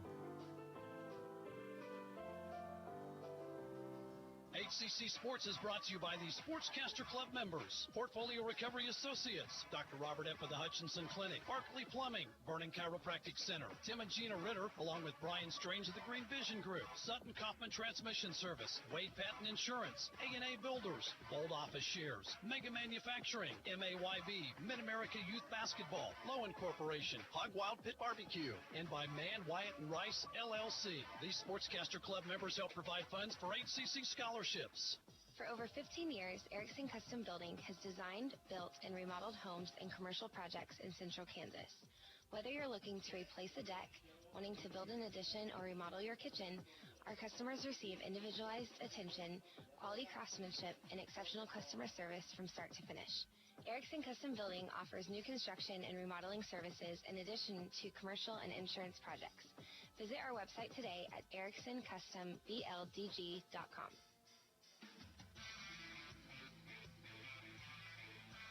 Hi, everybody, and welcome back to the Gowans Stadium. Glenn Grunwald now joined by Mark Patrick, who's with the Kansas Jayhawk Conference, representing the Kansas Jayhawk Conference office. Glad to have you along, Mark, right up here in the toasty part of the press box, because we've heard the Weather Service has winds gusting up to 56 miles an hour. So not a throwing team's dream today with this wind. This wind, it's powerful enough to move my big rear end, and that's pretty powerful, as big as I am. Quite a bit there. All right, last Thursday night, the first time nationally televised championship, as East Mississippi was able to edge Garden City 10-9. You were at Pittsburg State University, which is in Pittsburg, Kansas, for our NJCAA TV listeners, and a good show put on, defensive show. If you like defensive football, they had it. That was a good game, and I'll tell you why I feel it was a good game was because both teams knew they were going for a national championship. East Mississippi has the tradition for that. Garden City under Jeff Sims always puts a competitive team on the field. And Jeff Sims said before the game, I'm here to win a national championship. We're not here to play football. We're here to be champions. So you like hearing that kind of thing. Pitt State put on a great atmosphere for us. The CBS Sports Network had a great broadcast. It's a 3-year contract at Pitt, and I wouldn't mind seeing it go even 3 or 4, 5 more years beyond that, because those people know what they're doing to put on a championship game. And it takes that long, even though it was very successful this year, it takes that long to get it done. Now, they had done it before. There's been bowl games that came and gone, and usually it's the financial support locally that has to take place. Very important. That's why we've been here for 10 straight years. So, of course, not a very good attendance today because of the cold weather, but a lot of tickets were given away, and a lot of interest in this game right here with Hutchinson. But we're in a point right now with the weather at this time of the year. You don't know what you're going to get. With Hutchinson, Kansas, you always get a quality product. It's just like you say, sometimes a matter of the weather cooperating. Josh Gooch runs a great program here athletically. Your Chamber of Commerce here in Hutchinson, is such a contributor to everything you do here and your CVB. So you're going to get a quality product in Hutchinson. Now, we just wish we weren't having those 56 miles. Exactly, but nevertheless, it's still a good bowl game. We're sitting here at 21-6, Hutchinson with the lead over Navarro. Let's talk a little bit about the bowls, the bidding process that goes into bowls. And like it does take you a little bit of time to get your committees together, get your financial support together, and to be able to put an attractive package enough together to get that bid to start with, and then also to go ahead and go out after the teams. A lot of teams just flat financially can't come and can't make it to a bowl game. What goes on behind the scenes is all of the colleges and the cities who attempt to put together a bowl and just can't quite get there. There's interest in having all kinds of bowls, but they're just not quite there. The NJCAA only sanctions ones that they feel are going to be financially capable of making it for over a long term. Obviously, the Salt City Bowl has proven to be one of those. And I think the new Midwest Bowl in Miami, Oklahoma. Miami, Oklahoma is where Butler's at tomorrow. Butler plays there tomorrow. I was there last year for that bowl. It's another quality effort. You look at the bowls and the championship going to a neutral field, and that's what Pittsburgh State was on Thursday night. A good move, I think, by the national office to move in that direction. That way it takes somewhat of a true national champion. There's no home field advantage is taken out of that. At the same time, then you have two teams, though, that have to travel. So I do think it's a good move to put it into a neutral site. Here in Hutchinson, you have the perfect example of that because right across the way here, the sports arena, with its local support, it's incredible. And that's what Pittsburgh will have to provide, and they will. They'll grow that's a football town. That is a football. That whole area is football, and they showed up early, and they supported that game, and it will grow. Some of the other bowls, 5 today, 4 tomorrow, all across the nation, and you got the Valley of the Sun Bowl as well, the El Toro Bowl, the Heart of Texas Bowl, the Champs Heart of Texas Bowl down in Texas as well. Of course, you have the 2 bowl games that take place up at the Graphic Edge Bowl as well, and then Mississippi Bowl taking place today. So you got a lot of bowls going on. And you touched on it. There is many colleges who can't financially make the trip to be in a bowl, but there are just as many who can, and they see. You talk to some of these programs, the athletic directors, and they say, we want to do this for the kids. You put together a budget at the beginning of the year that has some money that would be available for postseason, and you hope you get to use that money. And that's what some of these bowls do. Graphic Edge Bowl up in Iowa, our affiliate schools up there host that, Iowa Western, Iowa Central, and Ellsworth. And so those 2 of those are playing in that. They've always had a good program up there, Glenn. Yeah, it makes a difference. Of course, they're indoors with the domes. That's a good place to play. Let's talk about some of the other sports. We've been blessed in Kansas for those Navarro listeners that are watching on NJCAA TV.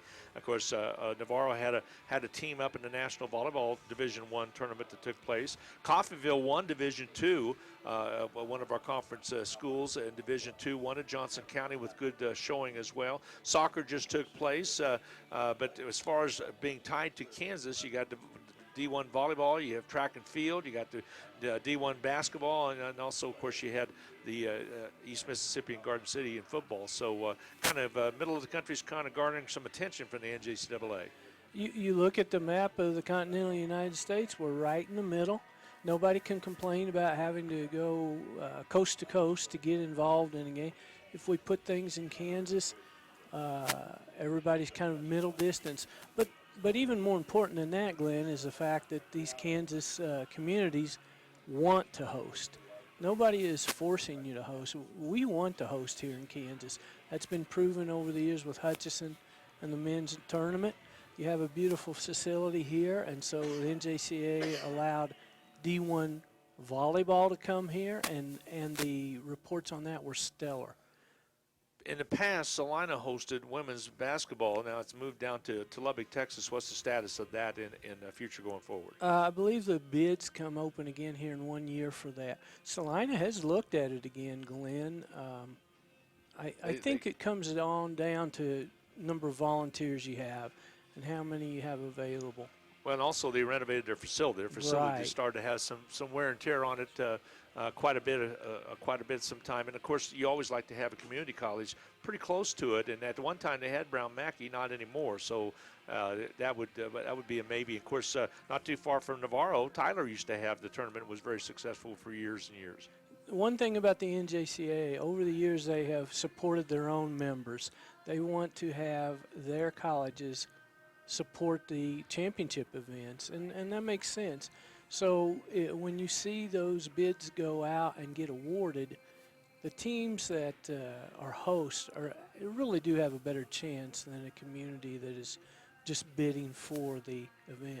We're at halftime, 21-6. Hutchinson on top of the Navarro Bulldogs, who have came all the way up from Corsicana, Texas, playing the Salt City Bowl. Mark Patrick chatting with me. Mark, I've been trying to pull up some scores from some of the other bowl games, and I think the NJCAA.org server must be having some problems today, but we got some good ones going as Kilgore was often winning over Pima by the score of 22-0 going into the fourth quarter. That is out of the same conference that Navarro's out of. Some good football played down there. We know that for a fact here in Kansas that they play good football in Texas. We had a schedule affiliation with Texas for many years, and those were highly competitive games. And there's a lot of people who miss those games with Texas because that's some hard-hitting football when Kansas and Texas hook up. Well, we used to have the challenge. Last two times we played Navarro, matter of fact, was back in 2012 and 2013. Navarro won both those games. And I remember the time we went to Corsicana, they had their bulldog came up in the press box at halftime. They had to put him on a block of ice because he was so hot. And that was right around Labor Day. That's so and awesome. He just had a sprawl. I don't see the bulldog here today, but he had a sprawl on a big old block of ice to keep him cool. So it ends up being a little warm down there in Texas when they start off. The challenge there, Menace course, and then now we've had the cooperation with Iowa with the Kansas Jayhawk Conference. You know, we talked to some people from Corsicana earlier before the game started, and we had that cold wind and the cold. Everybody was freezing here in Hutchinson, and the Corsicana people said it was 72 degrees down there. 72 down and toasty down in Corsicana. Right. Yep. I asked them if they brought a fruitcake back from the fruitcake capital of the world down there. But anyway, thanks, Mark. Thanks for stopping by. I appreciate it. It's always good to see you guys. Enjoy the second half. You betcha. Always good to see you Thank as well. 21-6 at halftime. Hutchinson Blue Dragons on top of the Bulldogs out of Navarro, Texas. We will take a quick 2-minute timeout. Rusty and Rob will get set to bring you the second half of play. I'll head to the sidelines. Again, glad to have you along on the Blue Dragon Sports Network, as well as on Country 102.9 KHUT in Hutchinson and KWBW in Hutchinson and NJCAA Television Network. We'll be back in 2 minutes. The Hutch Medicine Shop and the Hutch Blue Dragons have a lot in common. In addition to our logos both being blue, all three pharmacists at the Medicine Shop graduated from HCC. Rick Stone in 1984, Brent Bauman in 2001, and Lacey Stone in 2007. In fact, the Medicine Shop has employed over a dozen HCC students over the past 15 years who are now Kansas pharmacists. The Medicine Shop and the Blue Dragons working together as one team. Parking lots and driveways can be expensive to install. This is Derek Fees. Let APAC Kansas Shears Division help you properly maintain these investments. Patching, crack filling, sealing, and striping are just some of the services we provide.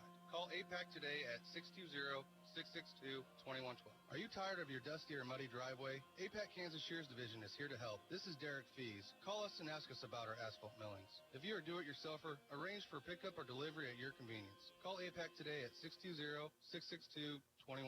Just when you thought you were done with taxes, you got a letter from the IRS.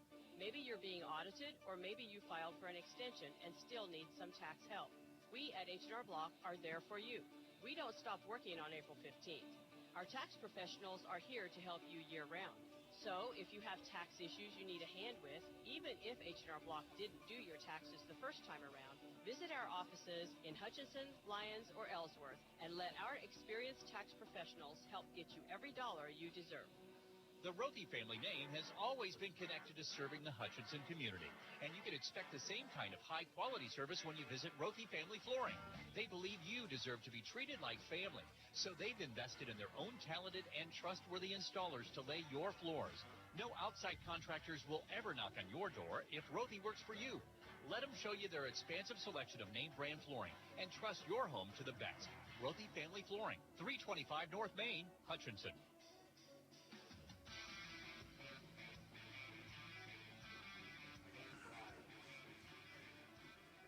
It will be for Navarro an uphill battle in the second half as the Bulldogs trail the Blue Dragons 21-6.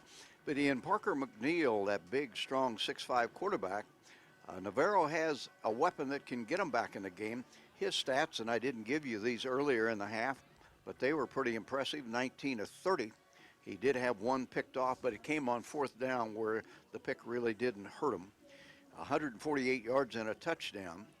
And we had talked about the receiving of Jared Wyatt. He caught the touchdown pass in the first half. It was, as I said at the time, I believe his sixth catch, and that's verified by statistics. So Wyatt having a big game, 6 catches, 71 yards, and a score. Wyatt came in with 57 catches on the year, so he's at 63. Geiger's caught a couple, he's at 68. This has been a Navarro football team that has been predicated on the pass.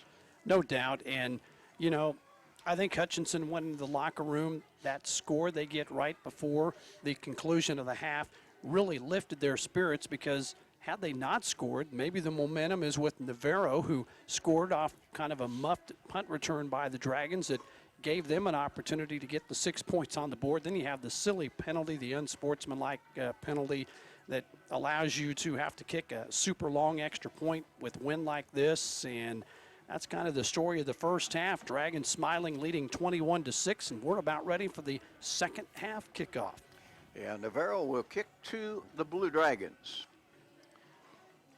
Hutchinson leading at 21-6.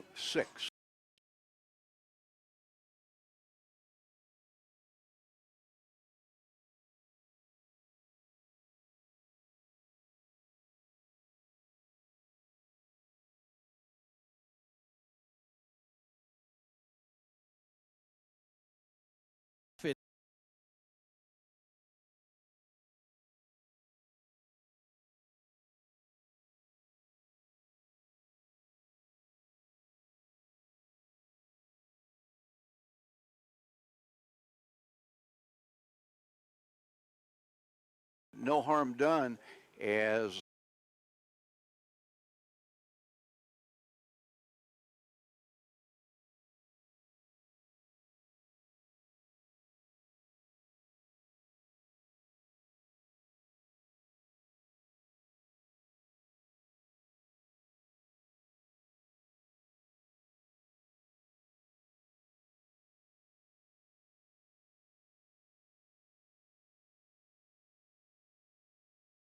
continues to be the quarterback.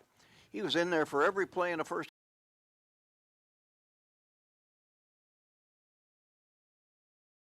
He was good, too.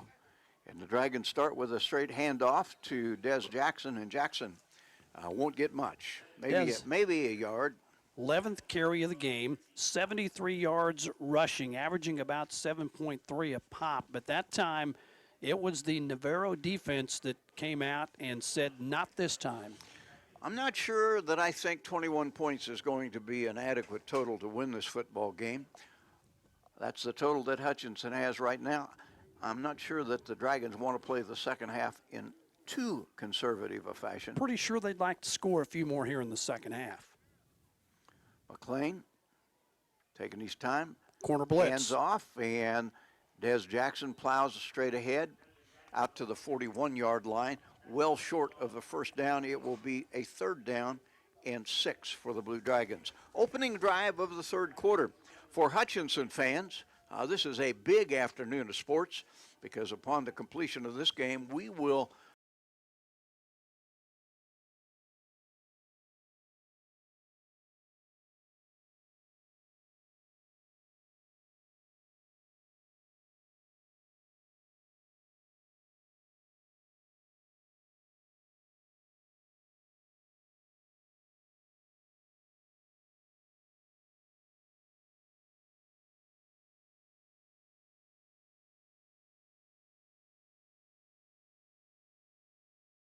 threw it out of bounds. He was way out of the pocket, so it's not intentional grounding. And to, have the awareness to just throw it away and not take a huge loss, what a great job by that young man. Yeah, for someone who's not played quarterback much.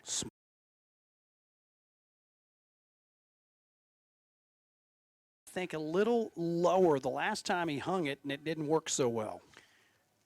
Hutchinson kicker is Matt Jones.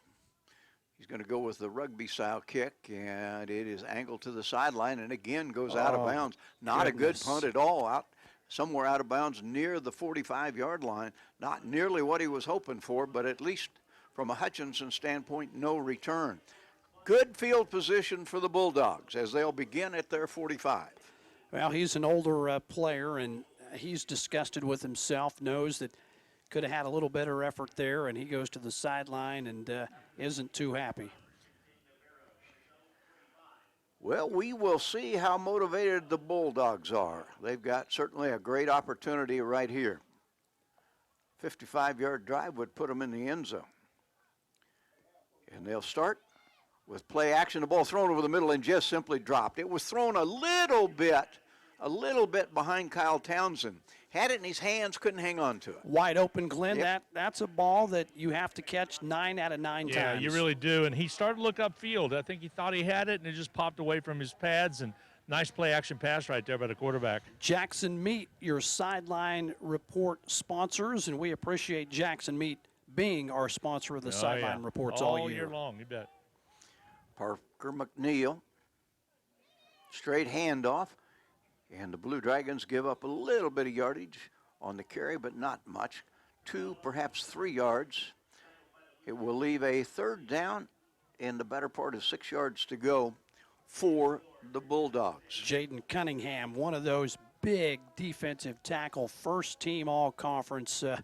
He's going to be special when he leaves Hutchinson at whatever college he chooses, and that time the ball carrier had no chance. This is a team that averages almost 500 yards a game of total offense. They had 199 in the first half. Pressure comes, and the ball popped up in the air. They tried a screen pass, popped up in the air, and was fielded by the quarterback, and he is knocked down.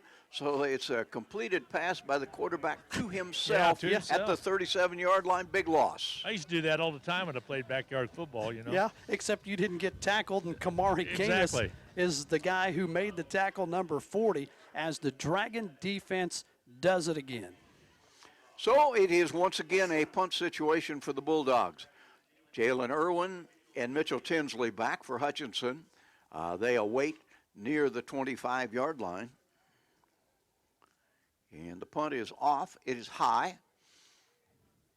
And a fair catch signaled and made at the 30-yard line. Dragons will start there. Still a 21-6 football game. 11:57 remains in the third quarter. Mitchell Tinsley, good job securing the football. And anytime you have a punt in this game, it's not a guarantee you're going to field the ball cleanly. And let's credit Tinsley for that. Dragon offense trots out there where they have had some success in this game. 303 total yards of offense for Hutchinson. That's good enough for the Dragons to have 21 points on the board, and they've done a good job of limiting penalties in this game as well to just 3.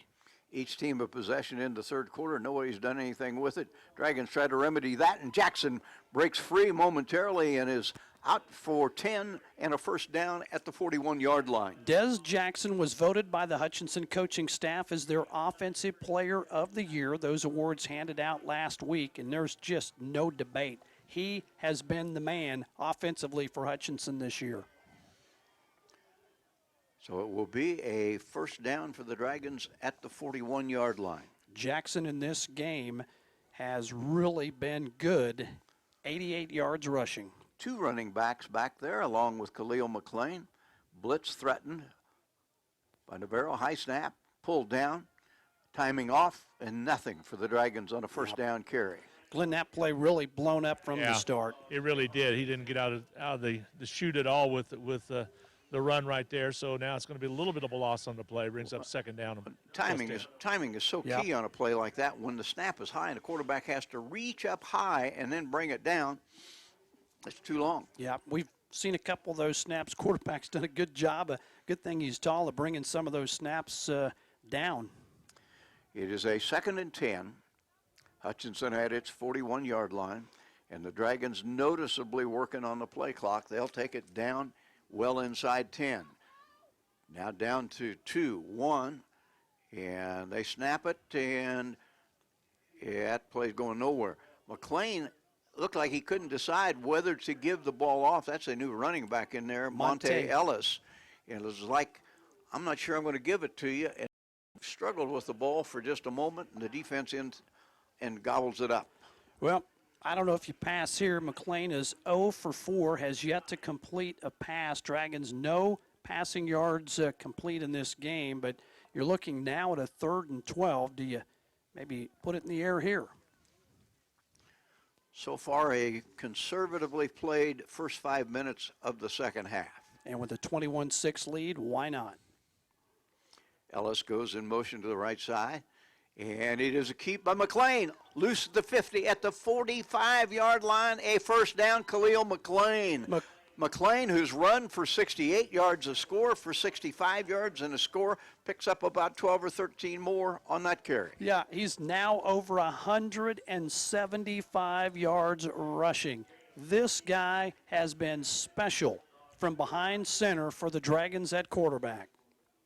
My goodness, was that a big 3rd down? A 3rd down in what seemed to be improbable situation. The Dragons convert. They can continue to tick off seconds here on this clock. And the football residing at the 45 of the Texans. Handoff, and there goes Jackson. Jackson, 3, perhaps 4 yards on the first down carry. Glenn, Ryan Rhodes said this football team had its best week of practice this past week. Yeah, that's what Coach said. I think they got them refocused. You know, that devastating loss to Garden City last, like 14-play drive in the 4th quarter that took up about 5 minutes and took the lead and beat the Blue Dragons by 3. Took its toll on injuries the next week, and they were whooped pretty good by Iowa Central. They've got refocused and ready to play today. Yep, they are healthy again and looking sharp. McClain keeps trying to get to the edge. Now he throws it downfield, throws it out of bounds. This guy is so smart, as there is a player down at the 30-yard line for Navarro. But one thing that McClain does is he's just so smart with the football. If nothing's there, throw it away, live for another play, another down, and he has just done that all game long. The injured player is David Sow. He's a 6'4", 240-pound sophomore out of Dallas. He's up and being helped off the field. We've had a lot of players down, but to the best of our knowledge, none of the injuries have been long-lasting.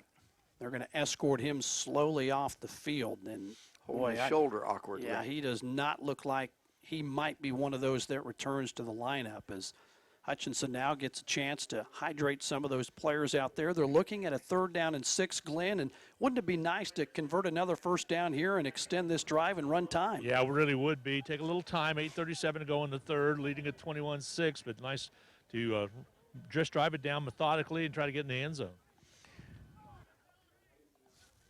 Clouds starting to be a little bit more ominous looking. Looks like it could snow, doesn't it, guys? I'm telling you, I'm sure glad I'm up here in this warm booth. It is a 3rd and 6 at the 41. McClain with running backs on either hip, takes a snap, pulls it down, keeps it, puts his head down, takes what he can get. That's not much.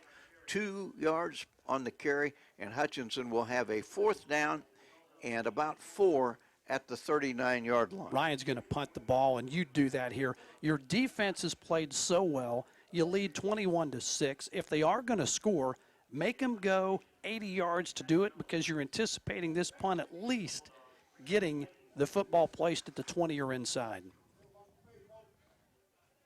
Here, the coaching staff to our booth next to us saying, watch the fake. I think Ryan Rhodes punts the ball here. And there's the sidearm punt. And it's going to roll down out of bounds at about the 1, or did it get into the end zone? I tell you, that looked to me like it was out of bounds at about the half-yard line, and the official is going to place this football, I think, at the 20-yard line and say it went into the end zone. Sure are. The pylons blew away over there, blew away out of its stand there might have thrown us off a little bit. I had a pretty good look at it, and from my vantage point, it looked like somewhere between the 1 and the goal line. Doesn't matter. Doesn't matter. Our opinion does not count. The official was closer to it by far than we were, and he says it got into the end zone. You've been trying for 50 years to get your opinion to count down here. Well, that's yeah, true. And I haven't found very many venues where it did. All right, 7:52 to go. Third quarter, Hutchinson leads 21-6. And the Dragons allow the quarterback to get loose for about 6 or 7. I thought he'd given it to the running back, but instead it was Parker McNeil. He's not quick, but he's strong. Fourth carry. Still does not have positive yards rushing the football, but holy cow, he's put it in the air 32 times in this game and has a touchdown pass as well. McNeil has 7 yards on that carry, and as a result, has a second and short. 21-6 Hutchinson leading. We're halfway through the third quarter. And McNeil floats it up high, and it is incomplete. Good coverage by the Blue Dragons. Once again, Parker McNeil was looking for Jared Wyatt, who has been his best receiver on this cold Saturday afternoon. That would have been his 7th catch.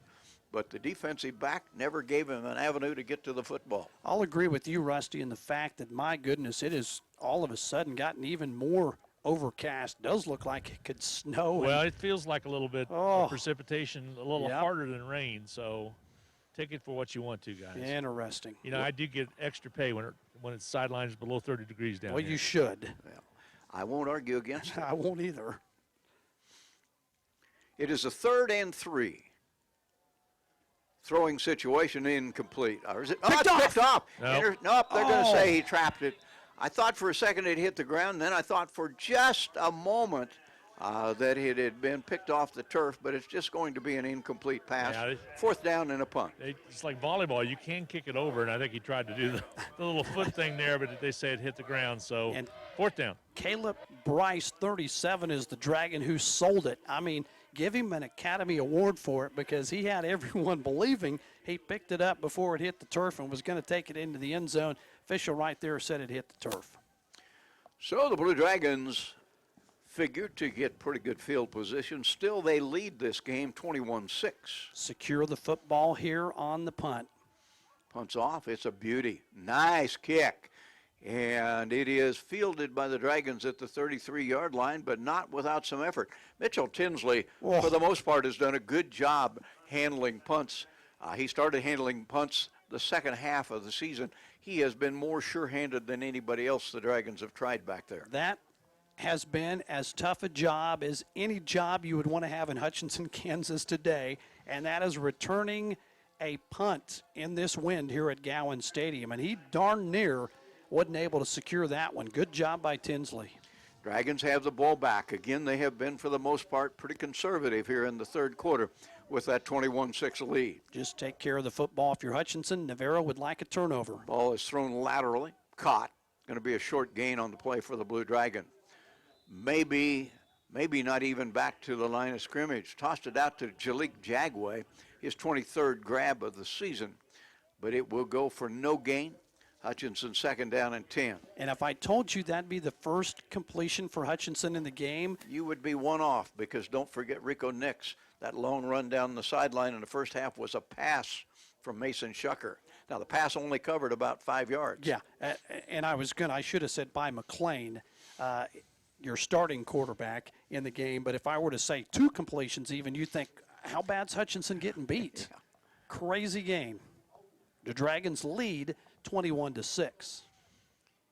And they go back to Des Jackson, and Jackson battling for maybe a yard. And Hutchinson right now, Glenn, they want to get positive yards, but they're saying, hey, we're just working clock. I think, a little conservative. That's okay. Navarro kind of a little bit on their possession, so something's got to break out with 5:50 to go here in the third for the Bulldogs. And the Dragons, you just drive it on down right now. Big 3rd down, no and 6 call here. Probably not going to do anything cute with this, Rusty. I'd be surprised if it was anything but a quarterback option here. What a job done by Khalil McClain. I'm sure he never dreamed that he'd play quarterback when he came to Hutchinson. No. And he rolls to the left side, thinking about throwing, just swallows the football and is dumped on his derriere at the 29-yard line. Well, Dragons will punt. Here's a situation now where you need your punter Jones to get into one. Right now, you really need him to respond. Well, he did the rugby style last time, which is a good kick to kick into the wind. So let's see how it goes from that on this. Well, the problem is the last two have gone out of bounds, and so that's enabled them to mark off a lot. Keep this one maybe in the field of play, but keep it low. Snap is okay. Kick is pretty there good. You go. Pounded it. It fielded on the run at the 30-yard line. Dragons with great coverage downfield. No return whatsoever on the punt. Very, very effective job on that occasion by Blue Dragon punter Matt Jones. He's had a terrific year. 17 punts inside the 20-yard line. That is a lot. And they call him Dad because he's so much older than most of these players. And he's very much respected by his Dragon teammates, and nobody roots for him more than his team. And that right there was the punt we asked for, we got. Now the Dragon defense back out on the field. They've been stellar. And it is time, if the team from Corsicana is going to get back in this football game, it is time for Navarro to make something happen. Parker McNeil starts with a short throw to the sideline, and it is caught for a short gain out to the 35-yard line. Hard hit on Kalen Geiger after he handled the pass, but nevertheless a 6-yard gain for the Bulldogs on Glenn, first down. That is one that shakes cobwebs out. Yep, that's what we used to refer to as a slobber knocker. Wow, Latavian beaten 21 laying the wood. Second down and nearly 5 yards to go for Navarro. A lot of success in this game for Parker McNeil throwing short, not nearly so much when he tries to throw it a little bit deeper. That's probably a factor of the win. And Travell Lumpkin's going to get a carry, but he's not going to reach the line of scrimmage. Anthony Ramsey, 97. He's listed at 332 pounds, one of the bigger Dragon defensive linemen. I don't know that he weighs 332, might be more like 350, but he swallowed the ball carrier up. And that's before he eats. Yes, he is a big man. Third down, 7. Clock continues to move, exactly what Hutchinson fans want. And nobody has done anything in this third quarter in terms of moving the football. No. Almost all the play has been between the 30-yard lines. The scoring really occurred in that late second quarter. Quarterback fumbles the snap. It's on the ground. It's still on the ground, and everybody goes back to chase it. Still loose. It's going to be covered up by Navarro, but a big loss all the way back to the 19-yard line. And it was just simply a situation where Parker McNeil dropped it, couldn't react to it in time. They kept kicking it around. Blue Dragon never got close to the football in terms of recovering it, but it's a huge loss. And it's fourth down and 20-plus. Glenn, you know what that reminded me of? A typical BW Radio morning show trying to get ready to do the show. Just about, but I tell you, like Rusty described, no Blue Dragon around it. It was 3 Navarro players around it, and they finally got on it. Holy cow, that ball was all over the place. Dragons should come up with really good field position. High kick, wobbly, tough to handle. Dragons will get out of the way, and boy, what a tremendous bounce it takes for Navarro all the way down to the 26-yard line. But you could see that ball spinning sidewise in the air, and that was not one that you want to try to handle. If you fumble it there, it turns the football game around. I agree. I from a Hutchinson standpoint, am happy. All you do is get the ball back, continue to run plays offensively, don't turn it over. If you don't get anything, punt, and continue to make this a game about eating up clock and not turning the ball over. If you're a Navarro fan, right now you got to dig in because you could get a good change of field position if you can stop the Dragons here. Navarro would like a turnover, and both teams have one in the game. Khalil McClain continues as the Hutchinson quarterback, and he will throw it. Throws it out in the right flat, intended for Mitchell Tinsley, not very close, and you can see why the Dragons haven't thrown a lot in this football game. Tremendous runner, Khalil McClain. Yes. Not so much a passer. So tremendous that he has 171 yards and 2 touchdowns, averaging 11 yards a pop per carry. Only bad thing about that play is it stops the clock on the incomplete pass. Des Jackson is the running back. He sets up behind Khalil McClain. Play clock moving down inside 10 seconds. Dragons obviously working clock here in the third quarter.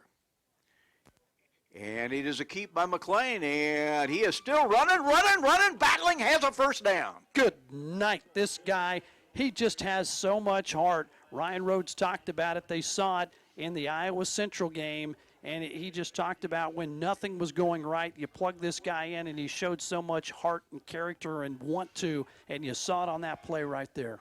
Well, he went with the option right there, just the fake. He stuck it in Jackson's belly and took it himself straight up the middle. And got hit about 4 times before he was finally brought down.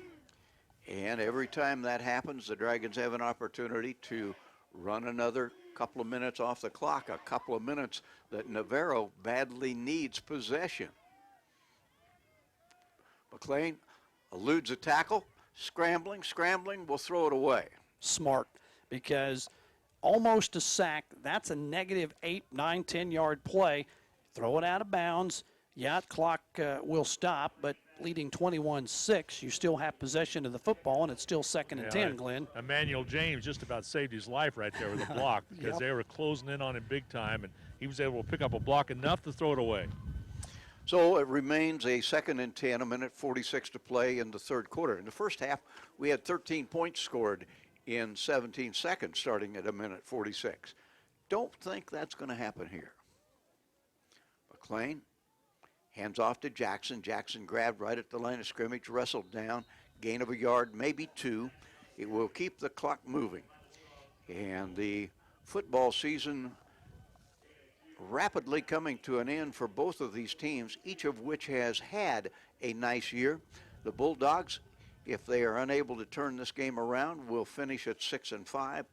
And the Blue Dragons, if they continue to lead all the way to the end of this game, they will have erased the taste of 2 regular season ending losses and will finish at 9-3, a good season by anybody's standards. Threatened blitz from the right side, and that's almost an offside. McClain eludes pressure, dancing around trying to get what he can. It's not much. He'll get a yard or so. Eluded a couple of tacklers, but never really created any space, and the Dragons will have to punt the football. I want to remind our listeners, stayed with us at the post game. It'll have a little bit different flavor because they'll do the awards and most valuable player, and defensive player as well. And also tonight, 5:30 or 2.5 hours from here, Rusty, we'll have a college basketball game coming your way. We have a triple header for Blue Dragon basketball fans here in Hutchinson. Hutchinson and Independence. Women first, men at 7:30. Still 22 seconds to go here in the third quarter as there's a good great kick. Punt. Wow. And that's going to roll down, and the Dragons will cover this one at the 2-yard line. What a punt by Matt Jones. 56 yards to the 2. His 18th kick of the year inside the 20-yard line, and things right now looking a bit grim for Navarro. They're going to mark it at the 1. And let's add 1 more yard to that punt. Goodness, that actually is inside the 1-yard line. That is back-to-back incredible punts by the Dragon punter. And it's easy to give all kinds of kudos to the punter, but let's not forget the people that raced downfield in the 12th game of the football season, had enough pride to race downfield and get it down to inside the 1. I agree. Great special teams play. Now, if you're the Dragon defense, you're saying safety. If you're Navarro, you're saying we got to get it out of the end zone. And they'll throw out of the end zone. And it is floated downfield, and it is intercepted at the 40-yard line. Blue Dragon and then it's picked off. He hanged on to it. Boy, I tell you what, that was great coverage. And then at the last moment, cut inside the receiver. That interception by Latavian Beaton, his 5th of the season. Good night. That is a great play. And Glenn, you take a shot out of your end zone, and sometimes it hurts you. Yeah, it sure did, and that was great coverage. That was a good throw, too, but at the same time, good coverage out there, and that's kind of woken up the sideline here a little bit. Just 4 seconds remain in the third quarter. Dragons will run 1 more play, I believe, before the period comes to a close. Hutchinson 21, and Navarro 6. Blue Dragons, as we indicated, trying to put the finishing touches on a 9-win football season. That is a special year to get 9 wins. Low snap, ball thrown downfield. Irwin behind the defender. This one is intercepted the other direction. Nice pick at the 5-yard line by Kalen Geiger. Well, the wind held it up, and enough to Geiger was able to get a little position on it, and Irwin went forward so did Geiger, but he had the position and was able to get it. So the team swap turnovers. That's the last play of the third quarter. 3 in the books from Gowans Stadium in the 2018 Salt City Bowl. Fourth quarter football in 60 seconds. If you find your family physician is retiring and want choices other than what you're given, we invite you to consider the benefits of finally having a patient-centered medical home. Prairie Star assures you health care held to a higher standard, provided by caring, attentive physicians you'll appreciate. We consider it a privilege to serve you, whether you have insurance or not. Prairie Star Health Center, 30th and K61 in Hutchinson. We all like to save money when and where we can, right? You can do that every day at Salt City Pawn and Jewelry. Hi, this is owner Paul Phillips inviting you to stop in and say hi to our friendly staff. And while you're here, check out over 3,000 square feet of great merchandise priced at outstanding values. We don't have to offer huge sale prices for one day only when we do that on a daily basis. Save big over retail prices on firearms, electronics, guitars and amps, name brand tools, video games, jewelry, and more. See us at 916 East 4th and Hutch, just east of 4th and Severance. We're proud to be alumni and supporters of all Blue Dragon athletics. Well, congratulations to the Oklahoma Sooners winning over Texas in the championship game of the Big 12, 39-27, making a case to get into the Final Four of Division I NCAA football. Fourth quarter starts with a Texas running play. Travell Lumpkin doesn't get much, lost a yard on the play. Navarro's highly touted offense, an offense that came in averaging 500 points a game, not 500 points, 500 yards a game, I should say, really hasn't gotten a whole lot done other than some gains in the middle of the field, and this play now is blown dead. Timeout on the field. Hutchinson's coach, Ryan Rhodes, did not see something he liked defensively and might as well take a timeout and be safe. 14:30 to go, 21-6 Dragons. Will be back in half a minute.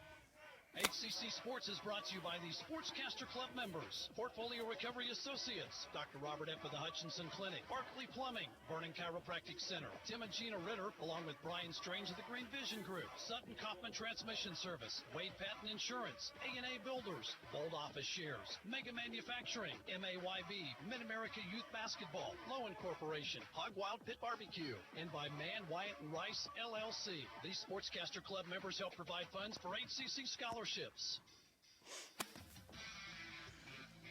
Temperature down on the field, 37 degrees. A light rain has fallen off and on over the course of the last hour or so. We've had no scoring in the second half, and it continues. Hutchinson 21 and Navarro, Texas 6. Well, Glenn, I would say the first 3 quarters, if you're a Dragon fan, have gone the way you wanted. Yeah, exactly. Take some time off the clock. Randy McKay and I just were down here chatting about how quick a quarter that was. I agree. Because they weren't throwing it like crazy all the time, with the exception of Navarro. So this Navarro has to do here on 2nd down and 11, deep in their own end zone. Well, they have to have one fairly quick score because it takes 2 scores and at least 1 2-point conversion to catch Hutchinson. A lot of time, quarterback delivers it out in the flat and completes it. A short pass gain out to about the 12-yard line, well short of a first down. It'll leave 3rd down, 4 or 5 yards to go. They gave themselves an opportunity, though, as it will be a 3rd down, manageable 5 coming up here for Navarro. And if they're going to get back in this football game, this is where you have to start making some plays on 3rd down. Long ways to go for the Bulldogs. McNeil retreats, throws it away. No chance. Pressure coming up the middle from the Dragon defense. Quarterback has no chance. Flag down on the field. And we'll have to sort this one out because if it's against Navarro, they'll punt the football. Personal foul is what they indicated, but I'm not sure who against, guys. But actually, they put it away. Okay, no flag on the play. punting unit comes out, and the Dragons will drop back and look to get the football in really good scoring position. Mitchell Tinsley for Hutchinson back, along with Jalen Irwin. They await the anticipated punt at the 45 on the Navarro half of the field. Punt comes out of the end zone. Pretty good one. Dragons aren't going to field it. Nope. And they're just simply going to take no chances. In the regular season, the Dragons had a lot of problems fielding punts. They went to the 2 back to field punts because they figured every time you let one land, it was going to cost you 10 or 15 yards. But with a nice lead in this game and with that punt headed for the sideline and scooting out of bounds at about the 40, Hutchinson will not try to handle it. Well, 13:48 to go. Dragons leading 21-6. Best field position Hutch has had in quite some time. They start in their own territory at the 40-yard line. This is where, if you could even somehow come down here and you're Hutchinson and get a field goal, you're feeling outstanding about yourself. Even a field goal would make it a 3-score game. Des Jackson trying to plow ahead. Somebody has the back of his jersey. Jackson won't go down. Finally, they wrestle him down at the 37. It'll be 3 hard-earned yards. He has 18 carries and 99 yards rushing. He needs another yard to hit the 100 mark, of which he has had a memorable season for Hutchinson Community College. 2nd down and 7. Small crowd on a cold day. And there's a little stutter step by Jackson. Now all of a sudden he's loose. Breaks to the 10, or almost to the 10-yard line. Got grabbed by the ankle at the 15-yard line. Falls forward to about the 12. Blue Dragons in scoring territory. A field goal even would make this a 3-score lead for the Blue Dragons. And Glenn, now you get 3 more plays possibly to run. Yeah, exactly. Take a little bit more time off. Right now, clock at 12:52 and moving. Both teams with, with the Bulldogs with 3 timeouts left. Jackson gets a carry, hesitates. He's to the 5-4-3, pushing a pile toward the goal line. Won't get there, but another strong run by Des Jackson. 130 yards on 20 carries, averaging about 6.4 yards a carry, and he was carrying Navarro players with him on that one. It is 1st and goal, Dragons at the 2. Touchdown here, and it might be tough for Texas. Mason Shucker is the quarterback, gives to Jackson. Jackson in the end zone, and that should be a game-clinching score for the Blue Dragons, although still 12:23 remains. Hutchinson has moved on top 27-6. Hutchinson capitalizing on a short football field with power football. And the Blue Dragons starting to feel pretty comfortable in this one. His first touchdown of the game, of course, Khalil McClain has a couple. Dragons 1 short on this extra point try. There's still plenty of time for him to get guys in position. And there is the kick, and that has been a forte of the Dragons all season long. Sebastian Garcia is good, and the Blue Dragons all of a sudden find themselves up by 22, 28-6. We'll pause half a minute and return with the Hutchinson kickoff. This is Carter File, president of Hutchinson Community College. I invite you to join us this winter as the proud tradition of Blue Dragon men's and women's basketball continues at the historic Hutchinson Sports Arena. Both teams are favorites in the tough Jayhawk Conference, so you won't want to miss any of the action. Find the schedule at BlueDragonSports.com, like us on Facebook, and follow Blue Dragon Sports on Twitter. As always, go Blue Dragons. Blue Dragons in command, 28-6. Now you can bet that Coach Ryan Rhodes is saying we just simply aren't going to do anything stupid. Well, it starts by covering this kickoff. Want to say a big thank you to Jackson Meat for allowing Glenn Grunwald to roam the sidelines throughout the season. I got Des down there. Des, I had to feel pretty good. Got a nice lead now. Just need to grind some time off. Yeah, I'm just. You're trying to keep warm in this heating blanket, aren't you? My hand's pretty numb. I can't really feel the ball. Good game today. Yes, sir. Appreciate it. Kick down inside the 5-yard line, return to the 20. There the Bulldogs start, and all of a sudden, Navarro is forced into a situation they have to start scoring, and scoring pretty quickly. Hey, he's got a warm heating pad. You know, guys, you take for granted what we sit up here in the booth, or folks listening on radio or watching the stream don't even think about the cold weather, the precipitation coming down, and every time you get the handoff or anytime you're involving the football, it stings. It's unbelievable if you've ever played in cold weather. It's 37 degrees out there, guys. It's just not fun. Yeah, but what's the feel like? I don't know, Glenn. You can tell me more about that. But It feels I can tell cold is what it feels like. It's 37 degrees. It's dripping a little bit, and the wind is blowing. Goodness. And a pass is delivered too high, intended on the sideline, but not successful to Keontae Stoker.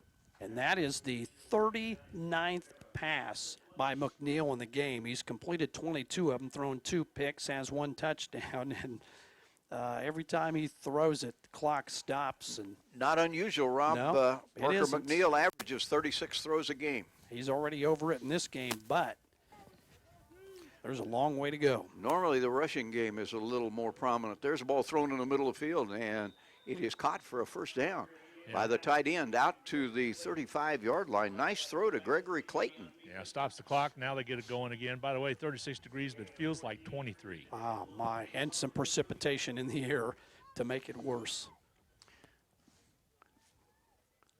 Clock on the move inside 12 Bad minutes. snap. Snap comes rolling back to the quarterback. And that might be a situation where the center's hands were a little bit cold because he never got the ball off the ground. Nice job of covering it up, though, by McNeil, but a loss on a play of about 5. Nothing pretty about that play other than if you're in Navarro, you fell on the football and retained possession because the snap was a mess from the get-go. Second down, 15. And that makes it even tougher in these elements. And let us not forget, this is a Navarro team that comes from a warm portion of the country. I think the weather this afternoon has favored Hutchinson. No question. Not that anybody wants to play in this. And there, the quarterback is belted, almost recovered, and finally goes down back at the 13-yard line. That was a heck of a hit. I believe Jalen Pickney? Hicks. Hicks, gotcha. We have to pick a defensive player of the game. Hicks was very involved early in the game. Couple of sacks. And again, another one there. Beaten with the interception. You know, there's a lot of people that have been doing nice things for Hutchinson on both sides of the football. Third down, they've got to get to the 44-yard line. Right now, they're at the 17. 27 yards needed on third down. Not sure there's a play in the books for this one. Fumbled again, fumbled again. They scramble for it, and Dragons pick it up, and now the ball fumbled down on the goal line, recovered by Hutchinson in the end zone. Let's see, is it a touchdown? That is one of the. They're going to call him down. It's going to call him down to 1. Okay, guys. but it's Blue Dragon football nonetheless. You know it's cold. Yep. Right now, Parker McNeil, he is having trouble handling just about every snap that comes back to him. And the Blue Dragons with an opportunity to put this game completely out of reach. First and goal at the 1. How big was it to have the lead when the weather really started to turn, the precipitation come down, the temperatures get even colder, and that was Hutchinson, advantageous to them, and all of a sudden, nobody can hang on to the football. It is Shucker at quarterback for the Blue Dragons. Mason puts his head down. Dragons push. Touchdown. Touchdown, Mason Shucker. And so the young man who started at quarterback all season long had his moments in this football game, lost the start to Khalil McClain, who's running in this game, proved that he deserved the start. But Shucker came in relief of McClain in the first half, tossed a touchdown pass, and there he gets a score after recovered Dragon fumble down at the 1. Has to feel good. You know, you maybe don't start the game like you want to, but you contribute. You don't, worry about it. So he throws a touchdown, he rushes for a touchdown, and he's helping his team, and the Dragons now go up 35-6 with the extra point being good. 10-15 remains in this one, and the Blue Dragon football season looks as though it's going to come to a successful close. We'll return in half a minute. Vehicles are getting pretty smart these days with semi-automatic control features that make driving easier. But riding an RCAT vehicle is easier yet. You don't have to do a thing. Just stand along the route, wave your hand at the driver, and hop on. RCAT is first come, first served general public transportation that travels throughout Hutchinson and South Hutchinson hourly, on weekdays from 6 a.m. to 7 p.m. and on Saturday from 7 a.m. to 6 p.m. Call 694-2913 for further information. When you play a football bowl game in Hutchinson on the first Saturday in December, you can get temperatures anywhere from 70 degrees, we've all seen that, to the likes of what we have this afternoon. There have been colder games than this. I remember one we played, Salt City Bowl. The high was about 20, but I'm not sure there's been one where it has felt any colder on the sideline. Dragons will hold the ball on the tee to enable the kick. Everybody standing around, players jumping up and down, trying to find a way to stay warm. Hands are really frozen. It is hard to handle this football. And people also forgetting this temperature of football gets to be hard too. Nice deep kick. Field in the end zone, going to be brought out quickly to the 5, to the 10, the 15, to the 20, 25. Nice return out close to the 30-yard line. 2 flags down. Normally, guys, I got Clarence Hicks real quick. Clarence is not as warm as Pensacola, Florida. Say that again one more time. It's not as warm as Florida. Not at all. Good job out there. Appreciate it. Back up to you guys. Now, Coach Rhodes telling me yesterday in our weekly visit that he's had a lot of football teams, and there have been a lot of years that he was ready for the season to end, but he said, with this group of kids this year, he said, I'm having fun. I agree, and it's been a great group, and what a way to cap off possibly a 9-win season in the, in my opinion, toughest conference in America, the Jayhawk Conference, which had a team play for a national championship in Garden and lose by 1 point when they went for 2, and standing up really well in that game as the penalty goes against Navarro, and they're going to be backed up big time. And okay, new quarterback for the Bulldogs, and they'll go with a run and have some success out across the 10 to the 12, 13-yard line. The new quarterback is Michael Mozzarella. He is a young man out of Houston, 6'3", 220-pounder, a sophomore.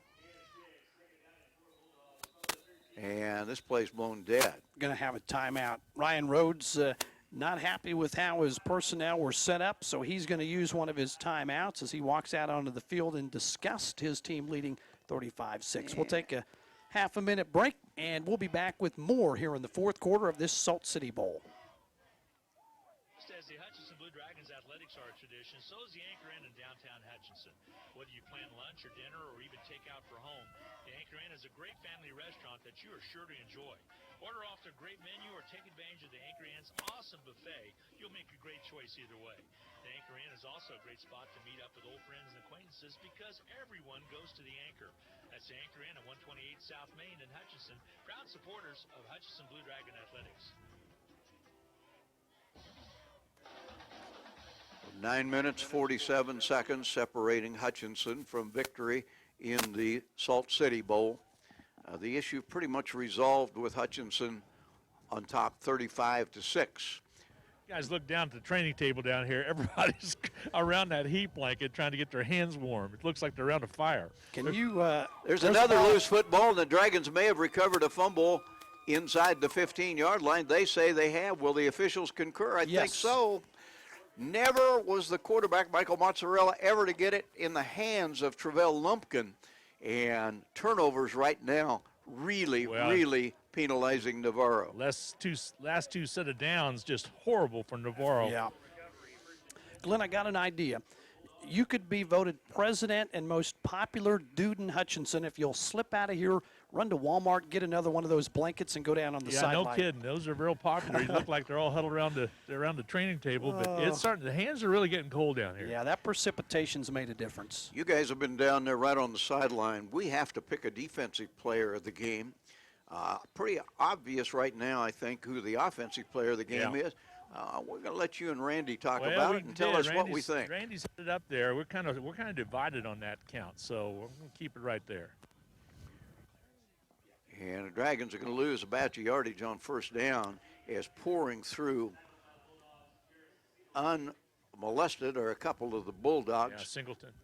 And the Dragons will lose back to about the 18-yard line. Quite a few people get a vote for this, but I think the consensus up here is Marcus Hicks, who has just had a couple of sacks and been in the backfield and had tackles for Clarence loss. Hicks. I agree. Clarence Hicks, yeah.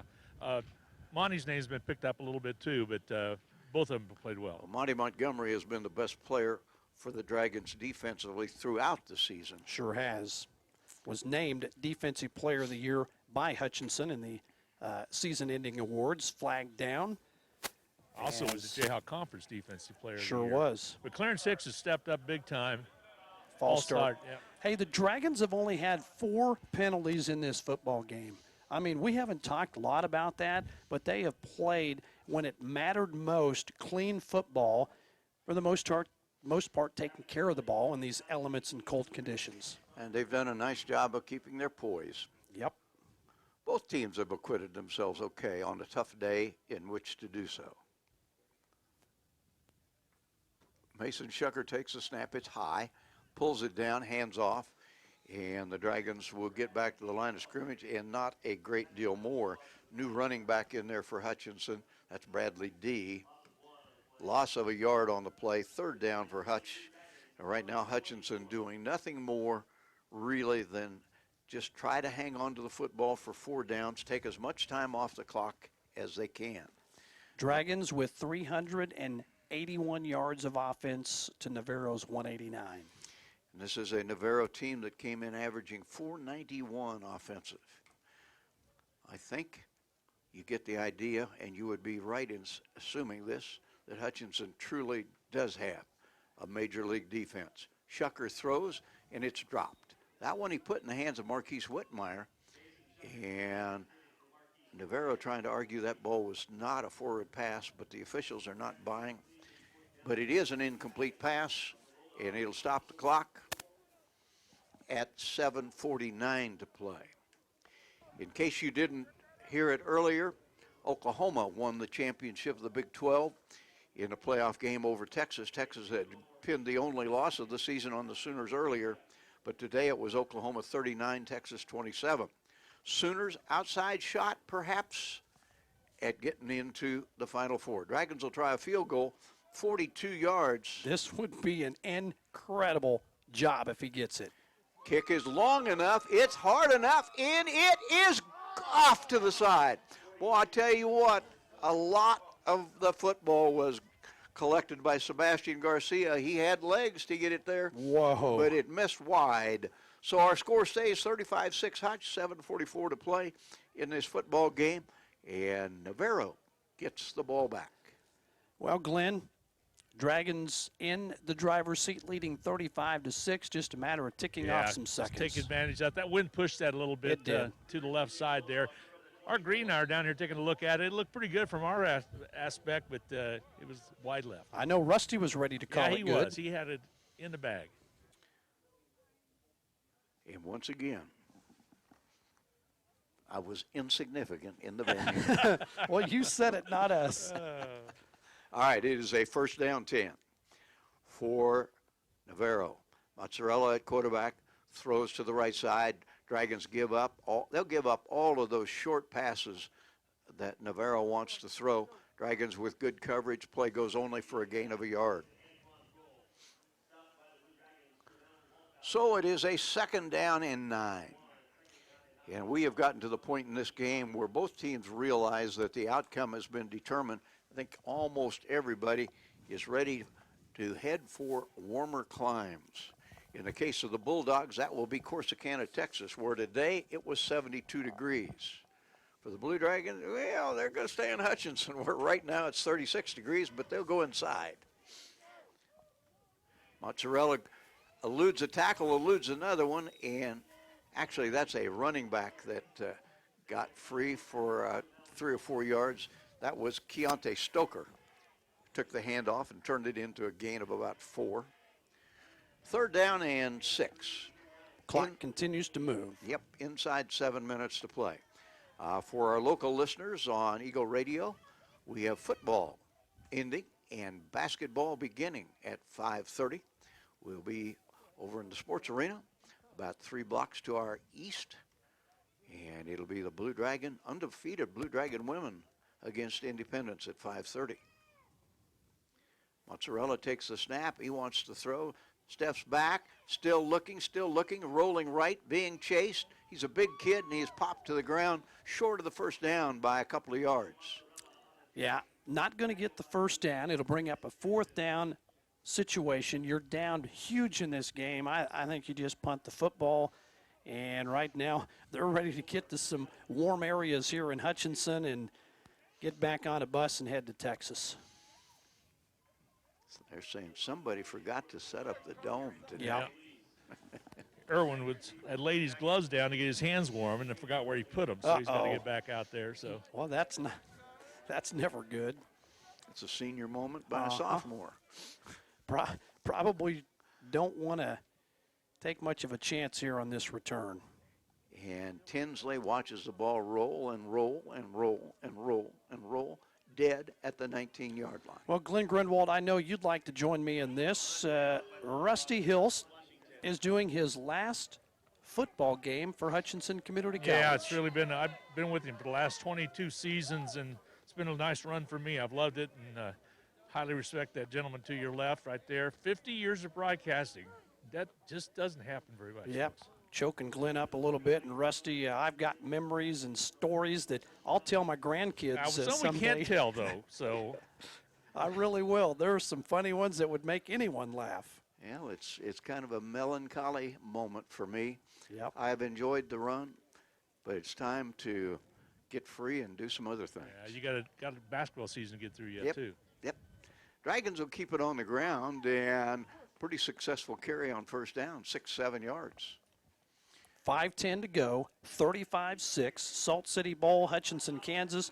This is the 21st bowl game in which Hutchinson has played, and the Dragons are going to win this one as we have a player down for Navarro. We've had a lot of guys go down in this football game. It's been physical. Well, I think that's a function of a cold day. I think it is too.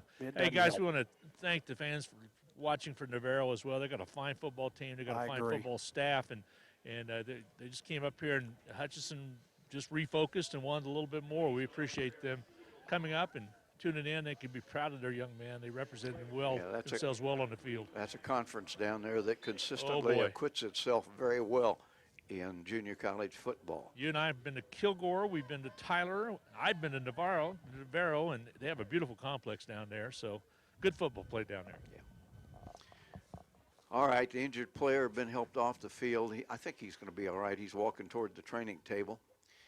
And the clock has resumed its march toward triple zeros. Yep, Dragons don't want to snap it until it's inside about 5 seconds. Trying to run this thing down and get out of here with a bowl victory. Mason Shucker is the quarterback. Takes the snap, hands off, and Dragons working will pick up a first down. Yeah, and that's big for Hutchinson because now as a Dragon is down on the field again. We got a couple of them down right now. My goodness. And this one looks to be. He rolls over and lays on his back. Well, see what's going to be the situation here. It might be a cramp, and it is. Thank goodness that's all it is. I mean, if you've ever had a cramp, it's not fun, but it's certainly better than the alternative of some other things that it could be. Cramps rarely cause surgeries. No, not usually. While they tend to the injured Dragon, let's work in a quick 30-second timeout. If getting a new iPhone is on your wish list, then wish no further. At Next Tech Wireless, all smartphones, including the new iPhones, are 50% off. You can save over $350 on your new iPhone, and even trade in your old phone for more credit. Have multiple lines? That's even better, because your third, fourth, or even fifth line will get you unlimited data free for a year. Next Tech Wireless has more than 50 store locations to serve you. Switch today and start saving. Certain restrictions apply. Phone guard required.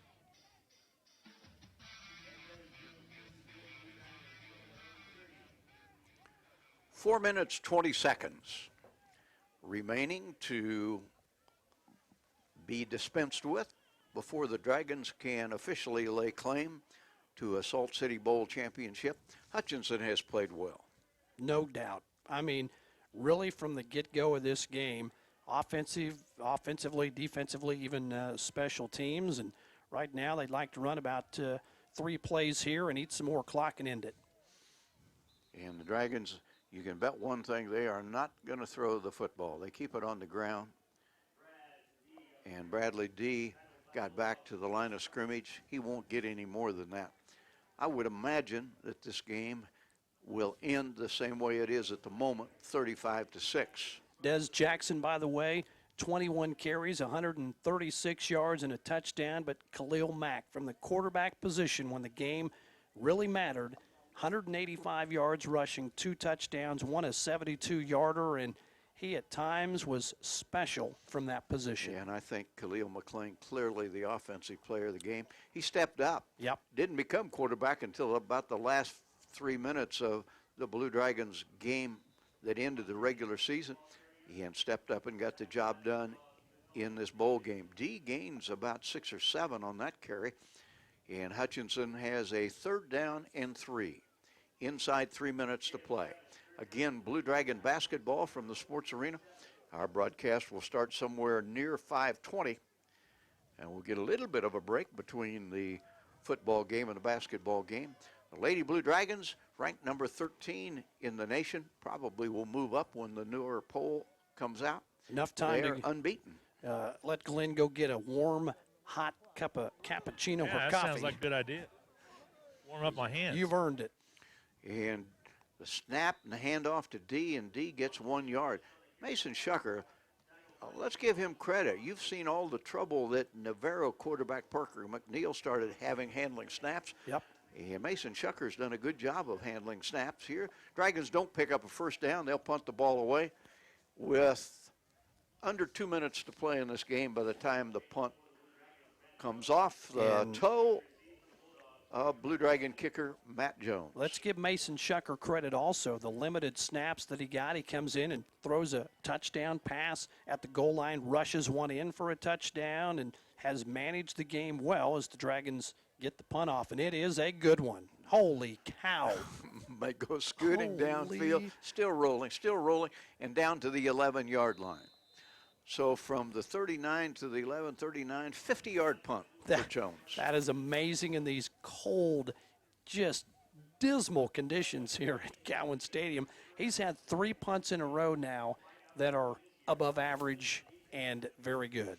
1 down to the 1. His punting has truly helped the Blue Dragons this afternoon. But Hutchinson has just simply dominated this game in about every statistical category. And now Navarro probably with its last chance to get anything done in this football game. Mike Mozzarella on in relief of Parker McNeil at quarterback. Dragons. Lumpkin is a running back. Don't think you're going to see anything but a run here, and there's nowhere to go for the running back. Dragons all over it as they tackle the running back inside the 2. Let's remind our audience tomorrow at 2 o'clock pregame for the Kansas City Chiefs. They'll take on the Oakland Raiders. And, guys, the shocking news in the sports world yesterday was the fact that their running back, Kareem Hunt, because of a not-so-good decision, was let go. No. And I for one, applaud the Kansas City Chiefs. Don't think there was anything else they could do. Running back, and this goes back to an incident back in February, made a decision in terms of abuse of a woman that nobody can reasonably support anything but the decision made by the Chiefs. And when it's on camera and visible, you have no chance. Lumpkin took the handoff in the end zone, gets it out close to the 6-7 yard line, goes out of bounds, freezing the clock at 39 seconds. And perhaps that's not an adjective I should use this afternoon. Freezing. No, that's right. That clock probably has been frozen for a good portion. The Navarro buses have warmed up. They have now moved in position to this side of the stadium, and we're about to wrap this football game up. Happy bunch of Dragons down here, guys. I bet they're they're still all. Hands are cold and everything, but job was accomplished today. Hearts are warm, Glenn. Yep. It's always nice to end a season on a win. And you see somebody holding that big Salt City Bowl trophy down on the sideline, and Hutchinson's about to receive it. Hey, what do you guys think, huh? Man, it was a great day. Blowout. Oh, but that's cold. It was a good one. It was a good one. They're getting the water ready, I think. Tell them they need to get that on Coach Rhodes really good. I'm going to get away from here because it might come my way. Oh, can you imagine how that's going to feel? Oh, Coach Rhodes will take it. Get the hot cocoa. Pour the hot cocoa. That might hurt. I think it'd feel better than ice water. That's and true. That's going to do it. We're not going to have another snap in this football game. Our final score, in dominating fashion, the champions of the 2018 Salt City Bowl are the Blue Dragons of Hutchinson. Hutchinson 35, Navarro, Texas 6. Win number 9 of the season for the Blue Dragons. We're going to take a 2-minute break. We'll be back with a post game that will include a visit down on the field between Glenn and coach of the Blue Dragons, Ryan Rhodes. We'll have the naming of the offensive and defensive players of the game. All of that in a couple of minutes. At Midwest Superstores. In the month of December, we will be partnering with the Hutchinson branch of Toys for Tots. We will be collecting new and unwrapped toys. We will begin collecting Monday, December the 10th through Saturday, December the 15th. For each donation, we will enter that person into a drawing for some great prizes. So please join us in supporting your local Toys for Tots and come see us at 1100 East 30th or online at MidwestSuperstore.com. Looking for a practical Christmas gift? How about a top-of-the-line Panasonic upright vacuum from the Bag Lady Donna Pitzer? Donna is rolling back prices 30 years to 1988. Your price for one of these top-of-the-line vacuums is $299. That's a $200+ savings. This vacuum comes with all the onboard attachments and includes a 2-year warranty. Donna also will gift wrap your vacuum and deliver in time for Christmas absolutely free. Donna says, Merry Christmas with the best price in 30 years on a new Panasonic vacuum. Call Donna Pitzer, the Bag Lady, at 663-4322. It's football season, when the weather is warm one day and cold the next. Stay ahead of cold and flu season by drinking plenty of liquids, getting enough rest, and keeping your hands sanitized. Come see the friendly folks at Ashcraft Pharmacy, your locally owned Health Mart pharmacy, for over-the-counter medications to help alleviate symptoms. And if you need a prescription, we offer free mail-out, free delivery, or call ahead for our handy curbside service. Go Dragons! From Ashcraft Pharmacy in the Hart Shopping Center, South Hutchinson, and Health Mart, caring for you and about you. First National Bank is always open. We've made it easier than ever to conduct all of your banking from your smartphone, tablet, or laptop. You pick the location to get started, all via fnbhutch.bank. Apply for a loan or open an account over your lunch break or from the comfort of your own home. Electronic banking everywhere you are. Get started at fnbhutch.bank. We wish you happy holidays and a very Merry Christmas from your friends at First National Bank. We're first for you.